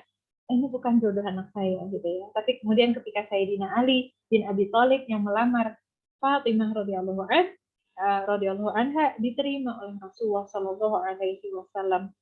Nah jadi akhirnya later on baru ketahuan oh ternyata kedua-duanya ini punya rasa. Tapi sepanjang mereka punya rasa, mereka tidak bermaksiat. Bermaksiat baik dalam keadaan di tengah keramaian maupun dalam keadaan sendirian. Kalau kita ambil dalam konteks kekinian, misalnya kita punya rasa, tentang punya rasa, langsung ditulis Dear Diary. Itu namanya dipelihara rasanya. Aku naksir sama ini. Oh hari ini dia nge-like postingan aku. Ya. Dia ngeliat story aku. Bukan gitu. Tapi kita tahu, oh ini rasanya belum pantas. Kita segera apa? Oh astagfirullah. Gitu ya. Jadi dulu saya masih ingat banget ya. Saya pernah ikut mabit di salah satu masjid di Bandung. Dan kebetulan ternyata imamnya itu adalah suami saya sekarang. Dulu, pada saat beliau jadi imam, sempat tuh terbersih terasa. Ya, begitu udah selesai, Masya Allah, bacaannya bagus banget ya. Kalau punya suami nanti pengen banget punya suami yang bacaannya bagus kayak gini, gitu kan ya. Beliau waktu itu baca Quran surah Al-Anfal. Dan saya pikir hafalannya juga banyak tuh, Masya Allah. Udah, selesai sampai di sana. Nggak kemudian stalking, siapa ya tadi imamnya? Kenapa saya nggak stalking? Karena saya belum siap nikah. Kalau udah siap nikah, kita mau tahu, kita memang betul-betul mau kenalan, baru ambil yang approach pertama tadi, yang menjawab pertanyaan pertama tadi ya. Gimana sih caranya kita kalau tertarik sama seseorang dan kita siap nikah? Kalau kita belum siap nikah, ya udah komplain gitu perasaan. Udah cukup kita kemudian kita punya kriteria, oh saya pengen punya suami kayak gini. Oh ya udah. Nggak sampai kemudian kita jadi bermaksud, oh ada yang ini nih, kita stalking gitu kan Instagramnya, ya Allah ganteng banget. Dilihatin tiap hari ya, dan seterusnya. Itu mah namanya sudah memelihara hawa nafsu. Ya, bedakan antara rasa yang oleh Allah Subhanahu wa taala Allah berikan dengan kemudian hawa nafsu. Kisah lain berkenaan tentang rasa juga direkam ya di dalam kisahnya Rasulullah Shallallahu Alaihi Wasallam dengan Khadijah radhiyallahu anha. Karena Khadijah radhiyallahu anha dengan Rasulullah SAW ternyata dua-duanya dulu juga sama-sama punya rasa. Ya. Makanya kemudian dua-duanya sama-sama malu ya. Rasulullah SAW pernah tuh selesai dari menggembalakan kambingnya Khadijah radhiyallahu anha mau menerima kambingnya domba-dombanya temannya Khadijah radhiyallahu anha, kebetulan ada Khadijah di sana. Saya lupa yang menceritakan ini Ustadz Salim atau Ustadz Numan Ali kan, karena dua-duanya sama-sama sering saya dengar. Ya, lalu kemudian karena malunya ya, karena ada rasa sama Khadijah, nggak mau ngambil sendiri, minta temannya tolong ambilin. Khadijah radhiyallahu anha di sisi yang lain pada saat mencari orang untuk mengawal kafilah dagangnya gitu ya, begitu melihat kejujuran Rasulullah Shallallahu Alaihi Wasallam juga sudah punya rasa. Gitu. Tapi dia simpan sampai pada saat dia ngerasa udah siap nikah, baru dia cerita sama siapa? Cerita sama Nafisah. Tapi Nafisahnya juga orang yang amanah. Maka Nafisah tahu gimana caranya, apa yang dilakukan Nafisah. Kata Nafisah, biar aku yang urus. Nah ini sahabat yang baik kayak gitu ya. Nafisah datang kepada Muhammad, pada saat itu belum menjadi seorang Rasul. Lalu Nafisah ngobrol, nanya, apa yang membuatmu di usia segini belum menikah? Terus kata Rasulullah SAW, ternyata Rasulullah SAW itu insecure. Insecure-nya kenapa? Siapa yang mau nikah sama anak yatim piatu yang kemudian dalam tanda petik ya secara ekonomi itu nggak bagus gitu, ya belum punya usaha dagang, kan beliau hanya orang bayaran ya Rasulullah SAW. Gitu. Lalu kata Nafisah, kata Rasulullah SAW, memangnya siapa, bahasa kita sekarang tuh emang siapa sih yang mau sama saya gitu, ya direkam di dalam kisahnya. Terserah mau lihat dari di biografinya Khadijah radhiyallahu anha, bisa mau cari kajian online juga bisa. Kata Nafisah, bagaimana kalau Khadijah? Tuh ngomongnya bagus banget, politis banget gitu kan. Kesannya bukan Khadijah yang mau, tapi ini idenya Nafisah. Gimana kalau Khadijah? Padahal Nafisah tahu Khadijah sudah punya rasa. Ya. Kata Rasulullah SAW bilang apa? Kalau Khadijah mau, tentu saja aku mau. Klop akhirnya. Nafisah bilang sama Rasulullah SAW, Kalau begitu biar aku yang uruskan, kata Nafisa. Nah, ini mediator yang bagus kayak gini. Teman-teman kalau jadi mediator, nah coba pelajari kisahnya Nafisa. Gimana politisnya dia membuat kemudian baik Muhammad, baik Khadijah radhiyallahu anhu, dua-duanya merasa nyaman, dua-duanya tidak merasa humiliated dengan rasa yang mereka miliki gitu ya. Apa ya, cinta seperti apa yang lebih bagus ketika kemudian dia punya rasa lalu dihalalkan di bawah payung pernikahan, yang setelah pernikahan itu kemudian akan muncul merekahkan cinta yang lebih baik lagi. Nah, balik lagi ke cerita saya sama suami tadi ya. Akhirnya begitu kami menikah, saya sempat sharing sama suami gitu kan ya. Dulu pernah dengar loh, Abi dulu jadi imam gini. Tapi dulu cuma sekilas aja, ternyata sekarang Abi bisa ngimamin Umi setiap hari. Itu kan jadi kisah yang romantis gitu ya, Masya Allah. Walaupun kata ya gitulah kurang lebihnya ya. Allah alam bisawab. Itu ya berkenaan tentang rasa. Jadi batasannya adalah jangan sampai rasa itu membawa kepada kemaksiatan kepada Allah. Kalau kita belum siap nikah, segera kita contain tadi ya, rasa tadi kita enyahkan saja. Kalau kita sudah siap nikah, ada jalan-jalan syar'i yang bisa kita tempuh ya supaya bisa menjembatani kita menuju pernikahan kita gitu ya.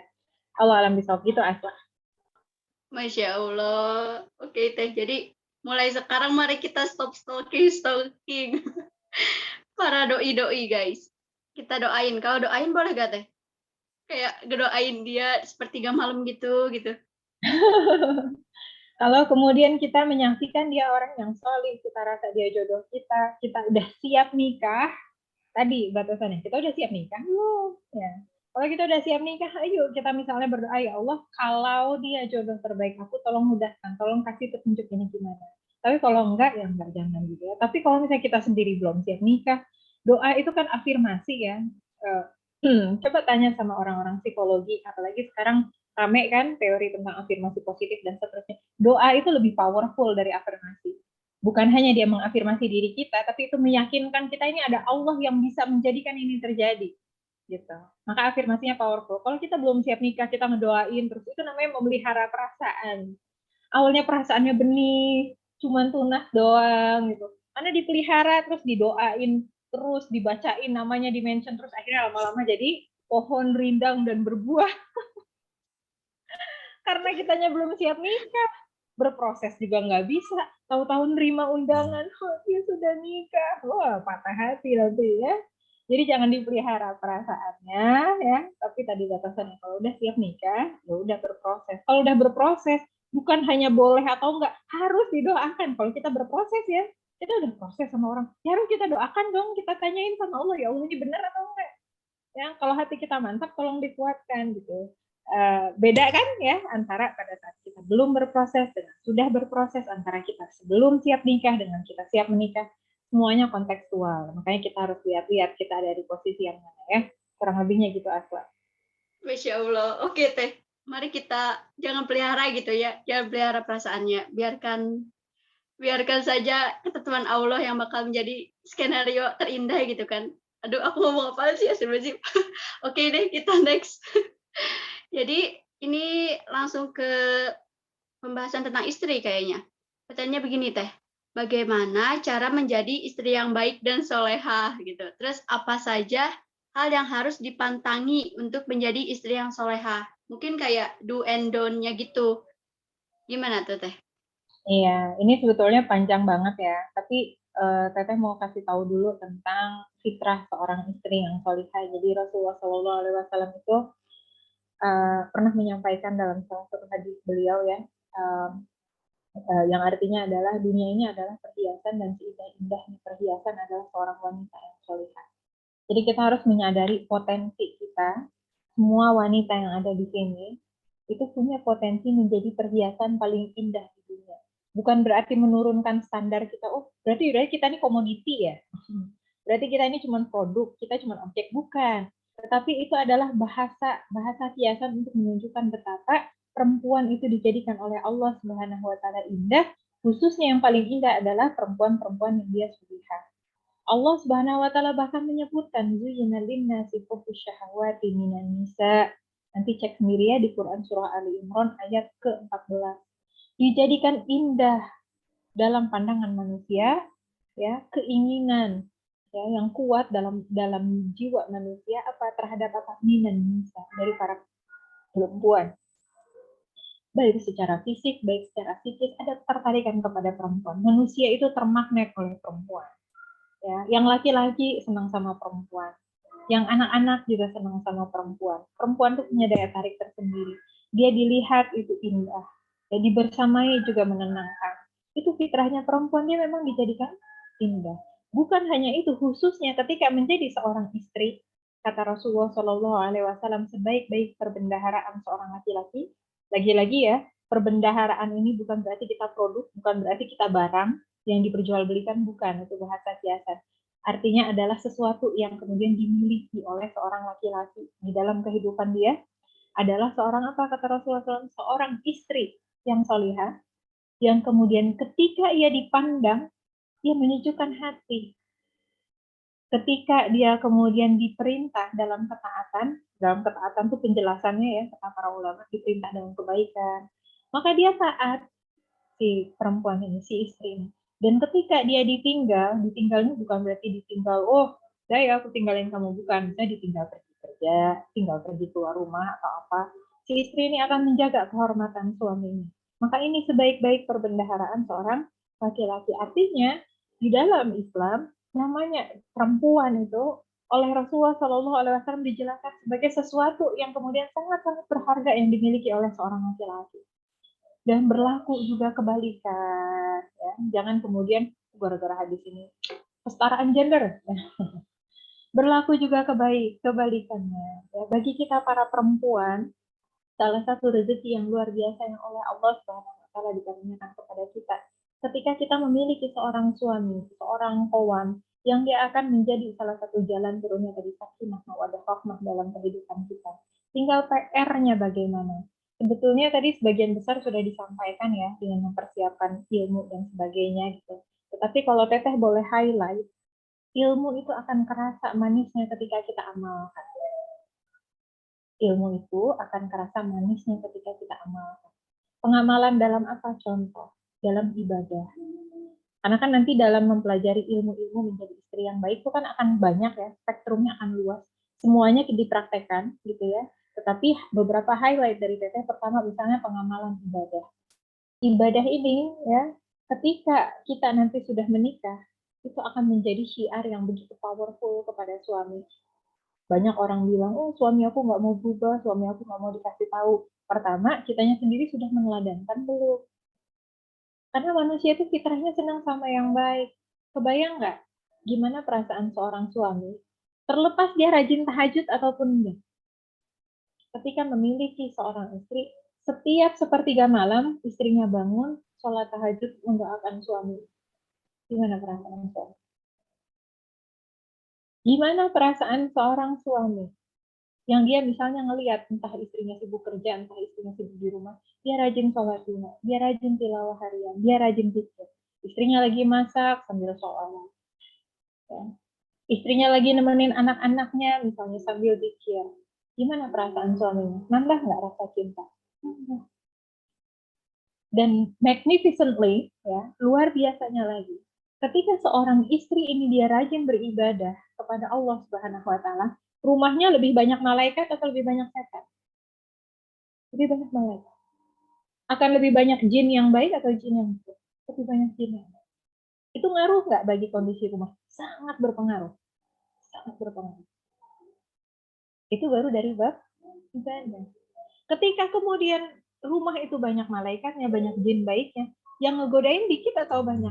Lebih sedikit. Setan-setan nggak bisa masuk, susah dia mau merusak rumah tangga itu. Karena kan ada setan-setan yang tugasnya memang ditugaskan untuk merusak rumah tangga. Memang ada setan yang ditugaskan untuk seperti itu. Tapi karena ini istrinya solihah, maka kemudian yang hadir begitu masuk rumah itu aja hawanya tuh udah kerasa beda. Ini hawa orang-orang yang solih itu rumahnya tuh beda. Enak, adem. Rasanya kita pengen berbuat baik. Kenapa? Gimana nggak berbuat baik di rumah itu giliran semuanya pada ngaji Quran. Jam sekian, oh istrinya lagi ngaji Quran. Begitu istrinya selesai, anaknya yang pertama selesai, anaknya yang kedua. Malaikat terus yang ngisi rumahnya. Ya, enak, adem. Itu baru dari sisi ibadah. Yang kedua, dari sisi akhlak. Dari sekarang latihan yuk. Kan udah pada berorganisasi di sini. Di sini suka rapat. Di sini punya teman satu kosan mungkin. Ya di sini atau misalnya ada yang kuliah online, bagaimana akhlak sama orang tuanya, sama adiknya, sama kakaknya dan seterusnya. Bagaimana sih akhlaknya seorang wanita? Pernah dengar kisah tentang bidadari surga? Bidadari surga yang dia nggak pernah berkeluh kesah, yang dia selalu sejuk dipandang, yang dia senantiasa tersenyum. Itu baru bidadari surga, belum wanita surga. Wanita surga gimana? Jauh lebih dari itu. Dikarenakan apa? Kata Allah Subhanahu wa taala, dikarenakan ibadah mereka, kata Rasulullah SAW, dikarenakan ibadah mereka, ya, dikarenakan sholat mereka, dikarenakan puasa mereka, yang kata para ulama ini bukan karena sholat dan puasa aja, tapi apa-apa yang sudah diperjuangkan oleh seorang wanita yang solihah sama Allah Subhanahu wa taala dibalas di surga. Maka mereka jauh melampaui bidadari surga. Jadi, kata Ustaz Teman Alihan, saya diceritakan, Allah cuma nyeritain tentang bidadari surga. Itu untuk membuat kesan yang luar biasa terhadap wanita surga, salah satunya. Kita ngedengar tentang wanita surga, luar biasa ya, pakaiannya begini, ini bikin kita terwow lagi. Bisa bayangin nggak wanita surga gimana? Jauh lebih dari itu. Kenapa nggak dijelaskan oleh Allah Subhanahu wa taala? Salah satu hikmahnya, kata Ustaz Tuman Alihan, sesuatu yang tidak dijelaskan menunjukkan kebesaran hal tersebut. Artinya ketika wanita surga ini tidak dijelaskan karena nggak ada perkataan yang bisa menjelaskan tentang wanita surga. Nggak ada analogi yang bisa menjelaskan tentang wanita surga itu kepada kita manusia yang akalnya ini terbatas. Nah, bisa kita bayangkan bidadari surga aja kayak gitu. Nah, itu yang kemudian kita contoh. Oh, kalau saya mau jadi wanita surga, akhlaknya wanita surga kayak gimana? Kita pelajari sifat-sifat penghuni surga. Oh, penghuni surga ini dia tenang. Oh, penghuni surga ini dia rajin zikir. Oh, penghuni surga ini adalah orang-orang bertakwa. Oh, penghuni surga ini nggak pernah marah. Oh, penghuni surga ini nggak pernah iri hati, nggak pernah dengki. Kita pelajari itu akhlak-akhlak di dalam Al-Quran. Itu yang namanya suami. Siapapun suaminya, insya Allah lepek-lepek dah. Melihat istrinya begitu pulang, entah pulang dari kantor, entah pulang dari tempat bisnisnya, atau dia lagi ngejemput istrinya pulang dari kantor kalau istrinya kerja di luar rumah. Begitu ngeliat istrinya, apa yang dia lihat? Istrinya senyum, dengan wajah keimanan, dengan wajah ketakwaan.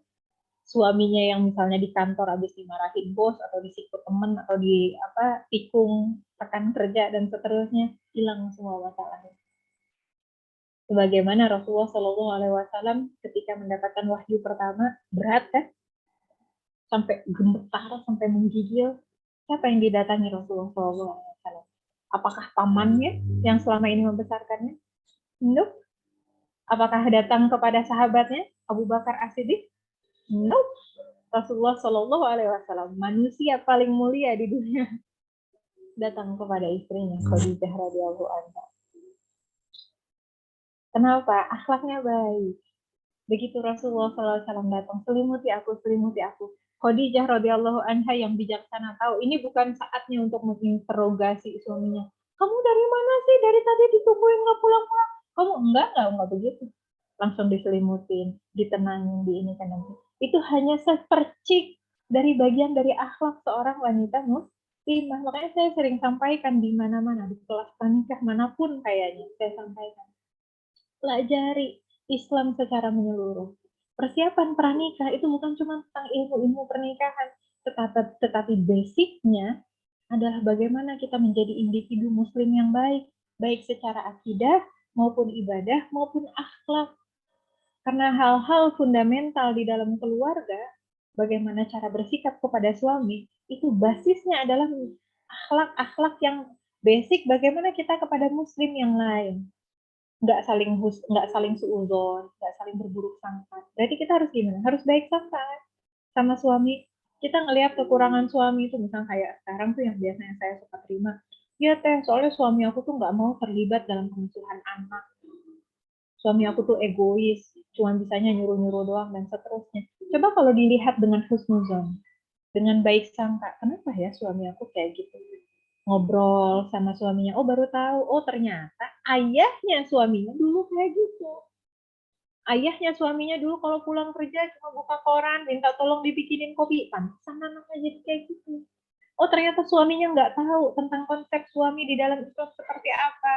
Alih-alih marah-marah, malah justru dijelasin, ada kajian nih, kajian tentang apa? Tentang pernikahan Islami, ada peran suami dan istri di sana. Aku penasaran deh. Bukan ngomong, kamu tuh harus ikut kajian itu, kamu tuh. Bukan gitu. Tapi dia bilang apa? Aku mau belajar nih gimana cara jadi istri yang baik. Tapi papa ikutan dong gitu ya, biar kita sama-sama. Nanti kan papa bisa ingetin aku. Enak nggak ya? Ada husnuzon. Husnuzon tuh bab pernikahan atau itu sifat akhlak seorang muslim. Akhlak seorang muslim. Latihannya dari kapan? Dari sekarang. Jadi PR-nya dari sekarang coba pelajari akhlak yang baik di dalam Al-Quran itu seperti apa. Akhlak yang baik dari Rasulullah SAW seperti apa. Praktekkan. Insya Allah kalian akan menemukan begitu banyak PR yang harus dilakukan. Bahkan sampai jodohnya datang, gak akan sempurna. Karena yang sempurna hanya Rasulullah SAW.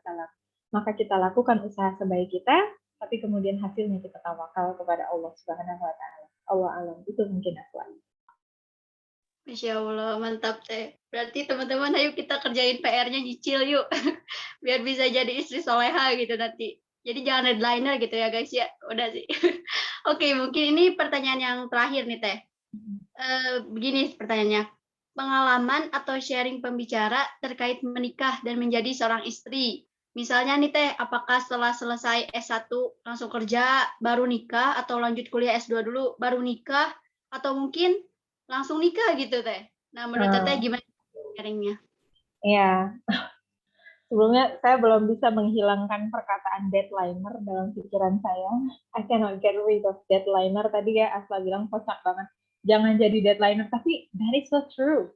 Nyiapin pernikahan dalam bab akhlak dan ibadah tuh nggak bisa jadi deadliner. Misal contoh ya, seminggu lagi mau nikah, belajar tentang akhlak wanita solihah. Oh, wanita solihah nggak boleh marah, gitu ya, jangan marah-marah, nggak boleh suzon, terus dia harus jangan ngegibah misalnya ya, terus akhlaknya gimana, ibadahnya dia harus bangun ini, emang bisa ngerubah itu semua dalam kurun waktu dalam sepekan ya. Harus mujahadah, emang bisa ngebangun mujahadah dalam waktu sepekan, ngebangun kebiasaan tahajud dalam sepekan, ngebangun kebiasaan zikir dalam sepekan. Seriously, masa sih gitu kan? Makanya benar banget tadi apa yang disampaikan sama Asla, siapin dari sekarang, dicicil dari sekarang, dilatih dari sekarang, jangan jadi deadliner. Jadi kalau nanti jadi udah nikah nanti, itu tinggal menikmati hasilnya insya Allah. Dan tinggal bagian-bagian dari peningkatan. Teteh mau cerita sedikit ya tentang pasca menikah gitu, tentang kebiasaan-kebiasaan yang tadi gitu. Waktu pas begitu pasca menikah, awal-awal nikah, kan orang suka nanya, gimana ya teh ngebangun kebiasaan pasca nikah? Kalau pengalaman saya dulu, itu bukan dibangun, tapi itu sesuatu yang udah klop. Kayak misal, suami berangkat ke masjid, saya nggak ada nanya, jadi kamu ke masjid ya? Atau misalnya, ayo ke masjid, enggak. Itu udah kayak sesuatu yang kita tahu sama tahu. Laki-laki ke masjid. Jadi menjelang azan, begitu suami udah siap-siap mau ke masjid dan seterusnya, saya ikut siap-siap juga. Gitu. Nggak ada yang kemudian, kita bikin planning ya, jam sekian ke masjid. Karena udah sama-sama tahu, kita ke masjid. Begitu ba'da subuh misalnya, nggak ada tuh kita bikin dulu diskusi, gimana kalau kita bikin rutin setiap hari ba'da subuh kita zikir pagi, nggak ada, udah otomatis. Begitu selesai subuh, duduk bareng, terus kita sama-sama zikir pagi, barengan. Gitu. Udah sesuatu yang instan gitu ya. Artinya yang kayak gitu itu kan dipersiapkan nggak? Dipersiapkan, dilatih nggak? Dilatih. Begitu juga akhlak dalam sehari-hari gitu ya, latihan-latihan itu tadi buat tambahan tadi karena kepikiran deadline lucu banget gitu ya. Nah terus tadi pertanyaannya, mendingan kerja dulu, mendingan kuliah dulu, mendingan langsung nikah dulu atau gimana? Tiap orang takdirnya beda-beda, makanya kita nggak bisa nyontek. Kita bikin rencana boleh, dan masing-masing orang tuh kan passionnya beda ya. Ada yang dia punya passion academically, dia mau S2, ada yang punya passion dia memang langsung kerja gitu ya. Nah, pernikahannya gimana? Nikah ya pada saat dia sudah siap nikah, dua-duanya dijalanin aja. Maksudnya dijalanin tuh gini loh, usaha mencari jodohnya tetap dijalanin, apapun yang ada di hadapan dia, kerja atau kuliah tadi tetap dijalanin. Insya Allah kok, selama kita melakukannya semata-mata karena Allah akan memberikan jalan keluarnya untuk bisa menjalankan keduanya secara seimbang tadi. Kenapa? Jangan sampai misal gini, boleh nggak sih Teh, aku nunda beasiswa sampai jodoh aku datang. Kalau jodohnya datang usianya 35 gimana? Mau beasiswa S2 umur 35, ya. Teh boleh nggak Teh, aku memutuskan untuk kerja kalau nanti aku udah nikah. Terus sambil nunggu jodohnya datang, ngapain? Kuliah nggak mau, kerja nggak mau, terus ngapain? Kecuali kalau misalnya orang tuanya udah rentan, nggak bisa ngurusin diri sendiri. Iya Teh, soalnya orang tua saya udah nggak bisa ngurusin diri sendiri. Jadi saya dari pagi sampai malam kan memang ngurusin orang tua. Masya Allah, that is amal solih tuh. Ya, itu pun adalah sebuah amal solih. Kondisi tiap orang berbeda-beda. Ya, makanya kita nggak bisa samain. Kita lihat nih, kita masuknya jalan karya kita untuk masyarakat, untuk umat nih apa? Mungkin ada yang dia jadi dokter. Artinya habis dia selesai ngambil S1 kedokteran, dia ngambil profesi kan, dia harus koas, dia terusin. Begitu dia udah selesai, dia praktek, jodohnya belum datang, ya dia terusin aja, dia praktek, dia apa, dia lanjut lagi spesialis, tiba-tiba on the way jodohnya datang, ya udah dia menikah, lalu dia sesuaikan semua. Gitu. Itu juga yang sering disampaikan sama senior saya, ya ada Kak Dewi Nur Aisyah ya, di LPDP, mungkin ada sebagian yang kenal juga sama beliau. Beliau pun menyampaikan hal yang sama, pintu-pintu peluang amal itu kita ambil karena kita nggak tahu pintu mana yang kemudian memberikan jalan terbaik bagi kita. Kayak misalnya kalau buat saya gitu ya, waktu itu rencana habis S1 memang pengennya langsung nikah. Tapi sambil proses saya kemudian kenalan sama suami, sambil ini, sambil itu, saya tetap sambil nge-apply juga. In the middle of, waktu itu berapa ya, sekitar 2 bulan. 2 bulan sebelum nikah, kurang lebih ya. Jadi udah nyiapin undangan, udah nyiapin gedung, udah apa segala rupa. Saya terima LOA dari Monash waktu itu, LOA Letter of Acceptance ya.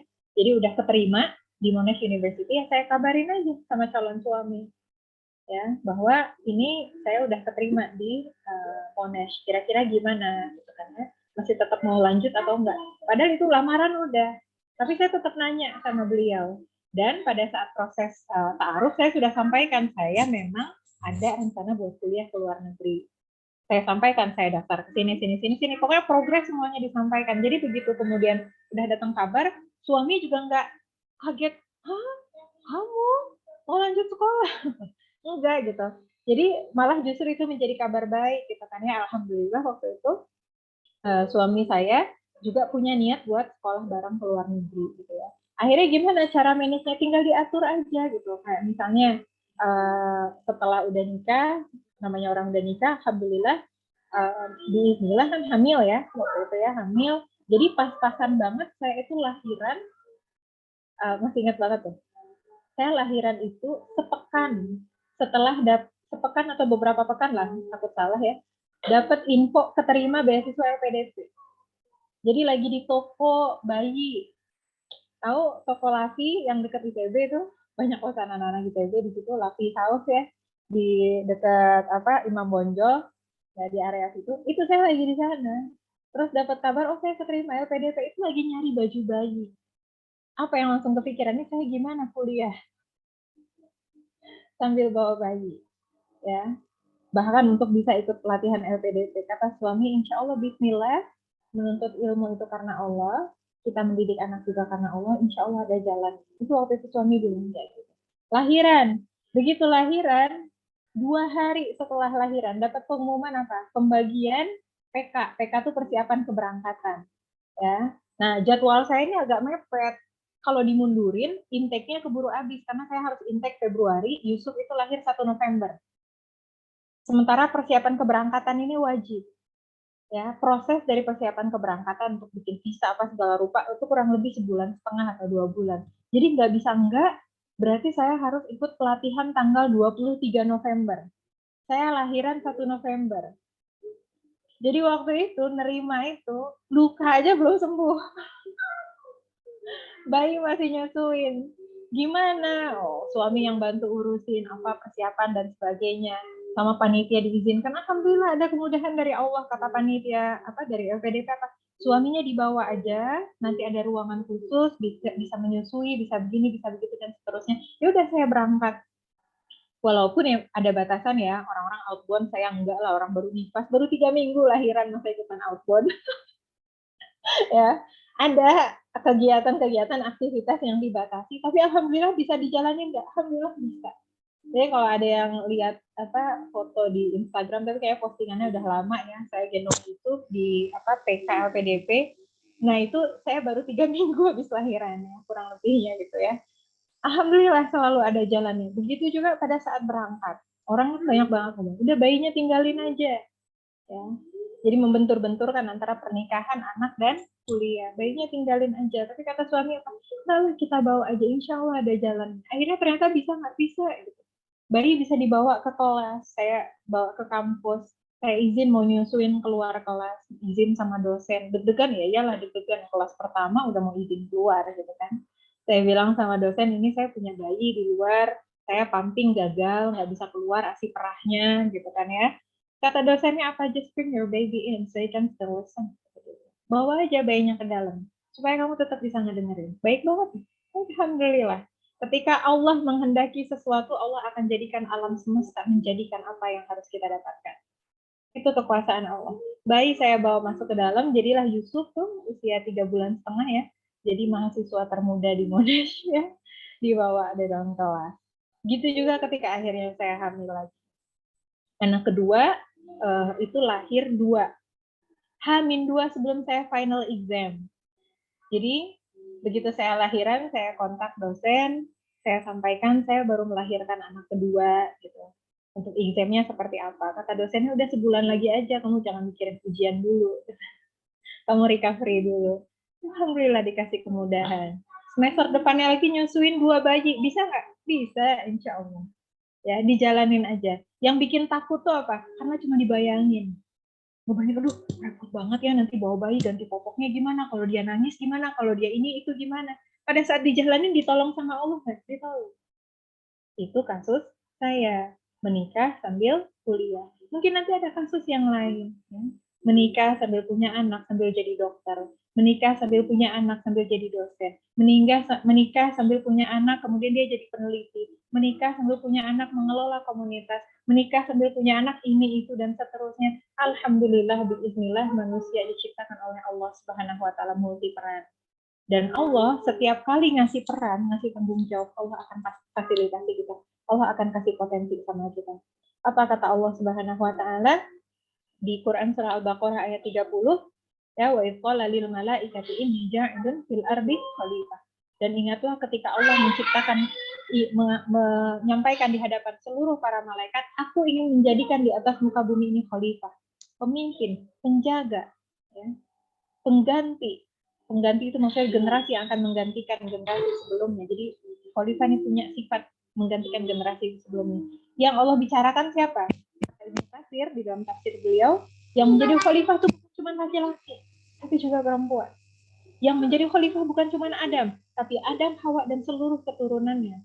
Baiknya Allah bukan cuma nyuruh.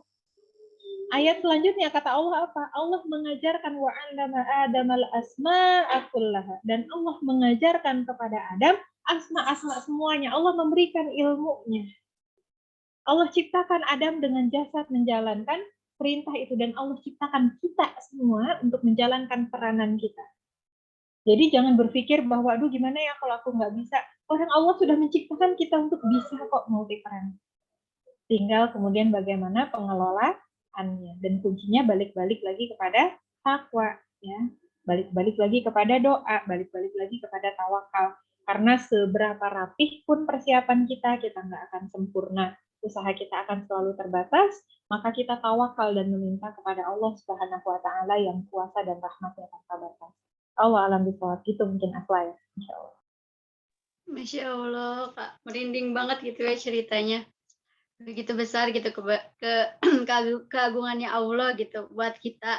Dan emang benar-benar Allah tuh pencipta skenario terbaik gitu kan.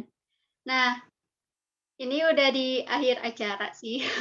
Maksudnya jazakillahirran katsiran. Bukan di akhir acara sih, sebenarnya masih ada sesi tanya jawab gitu. Jadi buat yang pengen tanya ke Teh Karin boleh banget buat on mic atau chat di kolom komentar gitu. Tapi sebenarnya aku apresiasi dulu buat Teh Karina. Wih, Mas Abul mantap banget. Jazakillah khairan Masya kasih Allah, Masya Allah. Wa iyyakum ahsanal jaza. La quwata illa billah. Nah, ya. Jadi buat yang mau nanya boleh ya. Dipersilahkan.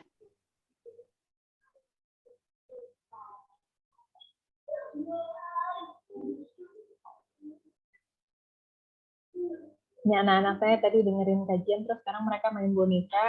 Oh, temanya adalah tentang istri solihah, ceritanya boneka. Masya Allah.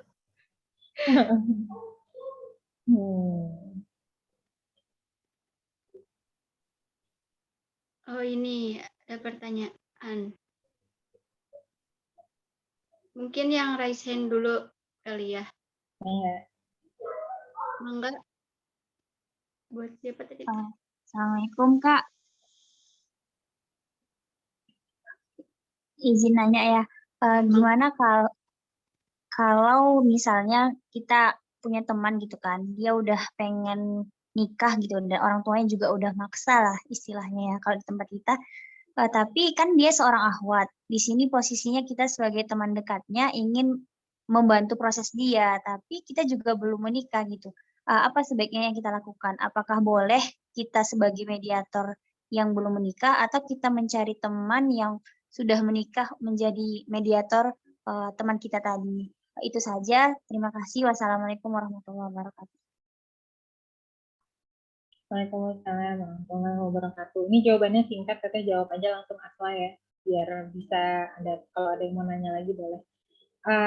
Kita mengusulkan nama boleh, tapi sebaiknya jangan kita mediatornya, karena itu rentan sekali dengan fitnah ya.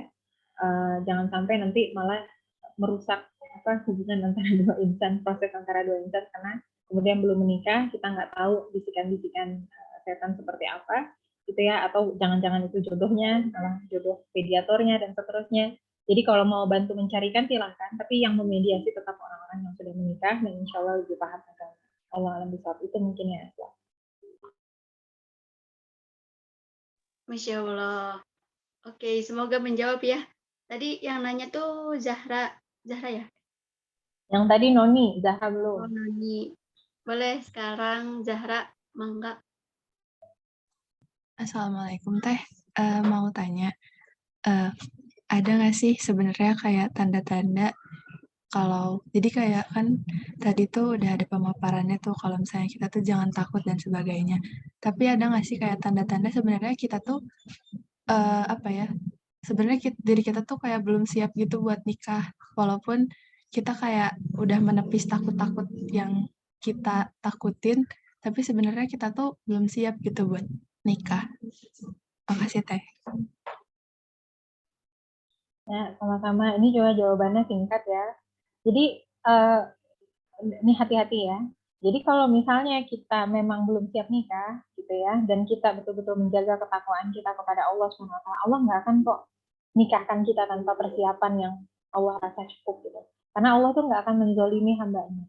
Kalau kita nikah, kita yakin betul-betul di hadapan Allah Subhanahu Wa Taala bahwa ini memang takdir terbaik kita. Jadi selama kita berusaha memaintain, sempurna mah mungkin enggak ya, tapi kita senantiasa berusaha istiqomah di jalan Allah Subhanahu Wa Taala. Keyakinan yang kita pegang di sisi Allah adalah apa? Allah Subhanahu Wa Taala akan memberikan takdir yang terbaik bagi kita. Itu satu. Kemudian yang kedua, kalau muncul rasa-rasa seperti itu, padahal sudah masuk usia menikah, coba deh pelajari tentang keutamaan-keutamaan pernikahan. Ya, keutamaan-keutamaan pernikahan. Sehingga kemudian kita tahu apa sih reward yang kemudian Allah Subhanahu Wa Taala ganjar. Karena kalau yang tadi saya mention itu kan cuma highlight ya, karena kita talk show gitu ya. Cuman highlight beberapa poin yang kemudian menjadikan pernikahan ini very alluring, sangat-sangat bikin kita jadi mau nikah, kalau bahasa asalnya habis denger ini jadi pengen nikah gitu kan. Kenapa? Karena memang sangat-sangat rewarding gitu, baik di dunia maupun di akhirat gitu. Dia menyimpan begitu banyak pahala.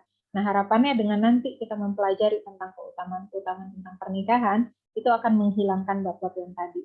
Kalau tentang tanda ya, kita belum siap dan seterusnya, insya Allah jodohnya juga nggak akan datang. Ya, jadi alih-alih kita berpikir, kita nih kayaknya kita belum siap atau siap ya, fokus aja sama ikhtiarnya. supaya nanti pada saat jodoh kita datang, kita dalam keadaan terbaik, ketakwaan terbaik, dalam kematangan hati yang terbaik, dan Allah Subhanahu wa Ta'ala juga bisa memberikan petunjuk yang terbaik bagi kita. Selama hati kita bersih, insya Allah kok kita akan terasa setiap petunjuk dari Allah Subhanahu wa Ta'ala. Allah Subhanahu wa Ta'ala itu kan punya asma Al-Hadi. Al-Hadi berarti Allah Subhanahu wa Ta'ala yang maha memberikan petunjuk. Ya, artinya means he constantly gives guidance. Allah itu selalu memberikan petunjuk kepada kita. Dan petunjuk dari Allah Subhanahu wa Ta'ala itu nggak pernah salah. Sehingga tugas kita gimana? Mempersiapkan hati supaya hati kita ini bisa menampung hidayah dari Allah. Ya. Kalau Allah selalu memberikan hidayah kepada kita, kok bisa ya kita nggak bisa membaca hidayah Allah? Boleh jadi pada saat itu karena hati kita kotor, hati kita sempit, cahaya susah untuk masuk. Itulah kenapa kita mau memaintain ibadah harian kita. Itulah kenapa kita mau menjaga ketakwaan kita. Tapi kalau kita bisa ngejaga hal-hal itu semua, pada saat Allah memberikan hidayah, insya Allah kita hatinya siap, lapang, jernih, bersih, akan kerasa mantap di dalam hati. Oh, kayaknya ini bukan jodoh aku, gitu ya. Allah alam bisawab. Itu mungkin Asla. Gimana Zahra?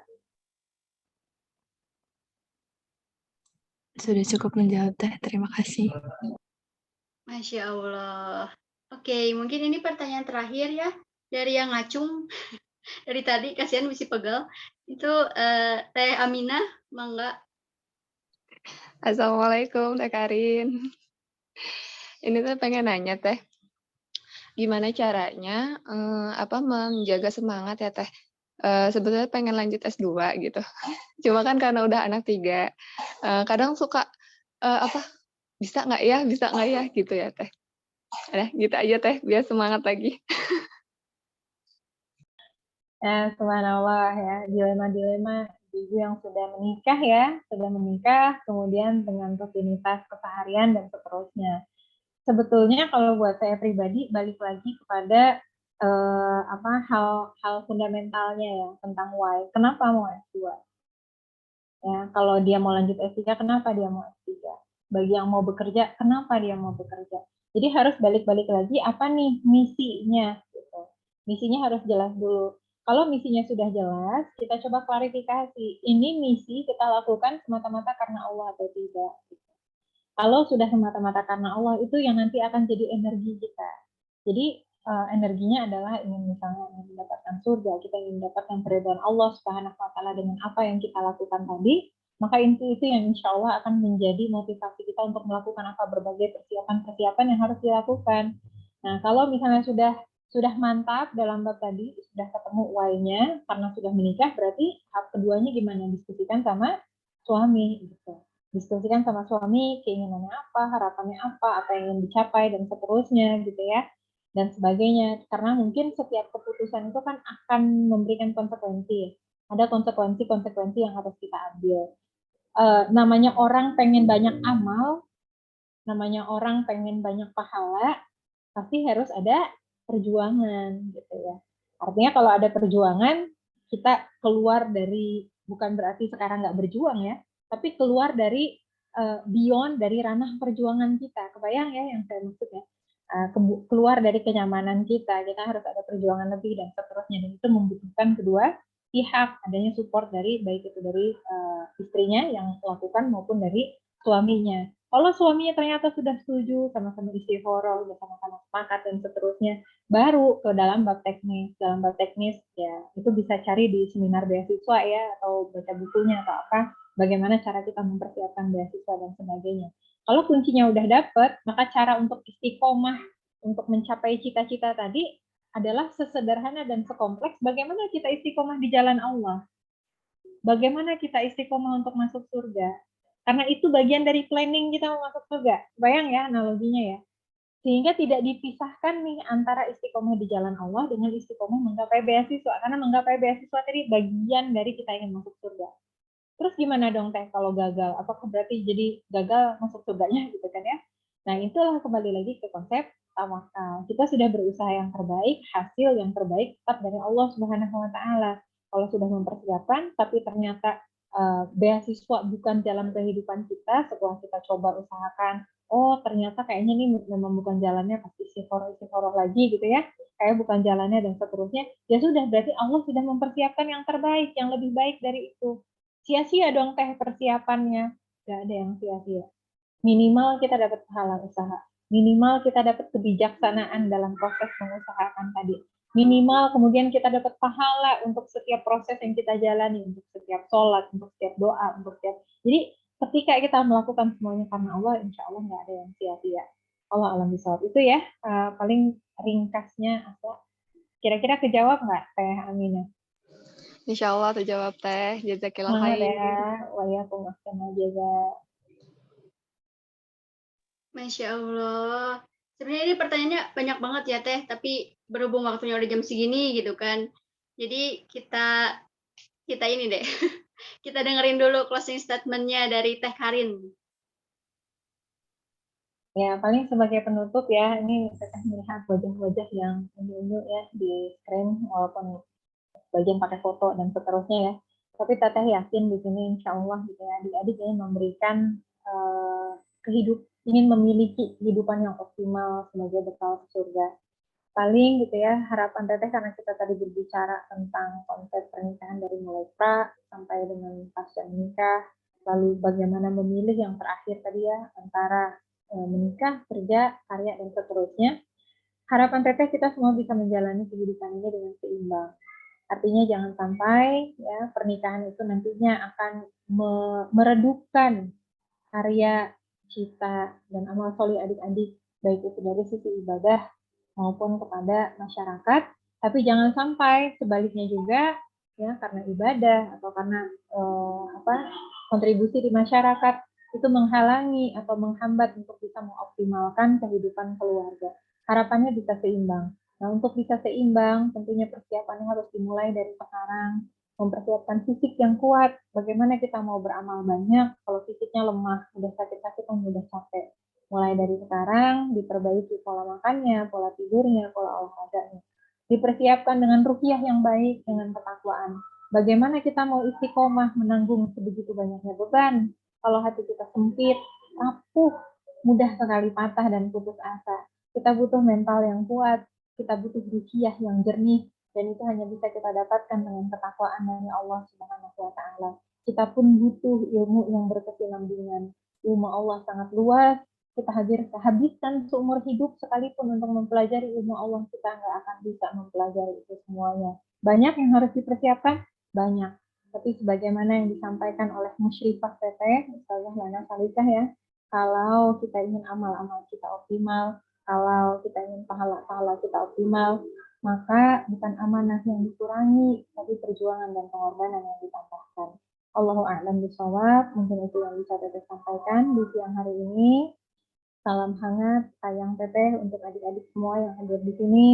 Doa Teteh setulus hati, mudah-mudahan Allah karuniakan jodoh terbaik untuk adik-adik sayang yang ada di sini. Jodoh yang akan mendampingi selama di dunia sampai ke surga, dan keluarganya menjadi keluarga yang barokah, keluarga yang qurrata a'yun dan muttaqina imana. Wassalamualaikum warahmatullahi wabarakatuh. Mohon maaf ya Aswa dan teman-teman panitia dan peserta untuk segala salah dan kurang. Kalau ada yang baik semoga datang dari Allah Subhanahu wa Ta'ala. Masya Allah, jazakallahu khairan buat Teh Karina yang udah mengisi Anissa Day kali ini. Tapi sebelumnya aku mau ngingetin juga buat teman-teman jangan lupa buat ngisi feedback di kolom chat ya, udah ada linknya. Terus buat Teh Karina, sebenarnya ada kenang-kenangan apresiasi lah ya, tapi itu lewat jalur PC aja nanti di belakang layar. Mangga.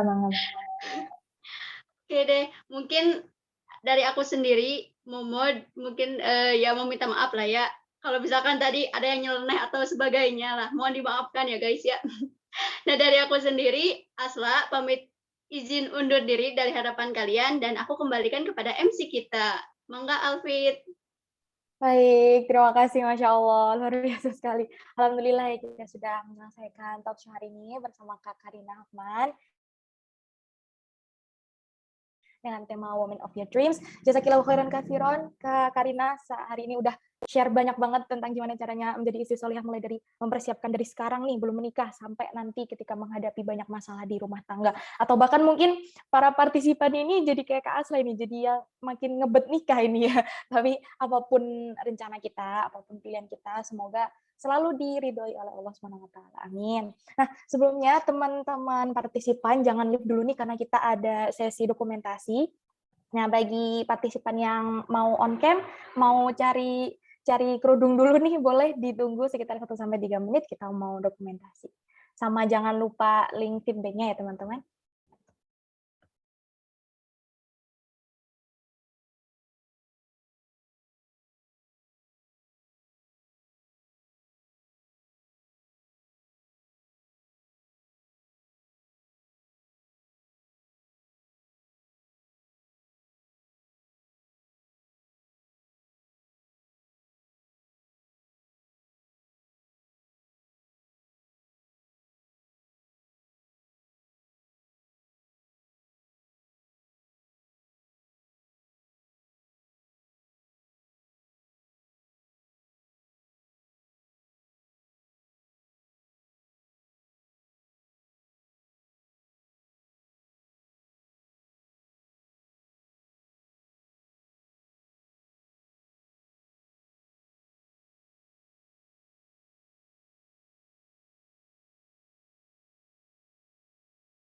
Oke, karena udah 13:01 nih, kita dokumentasi dulu ya teman-teman ya. Yang on cam masih bisa nih, ayo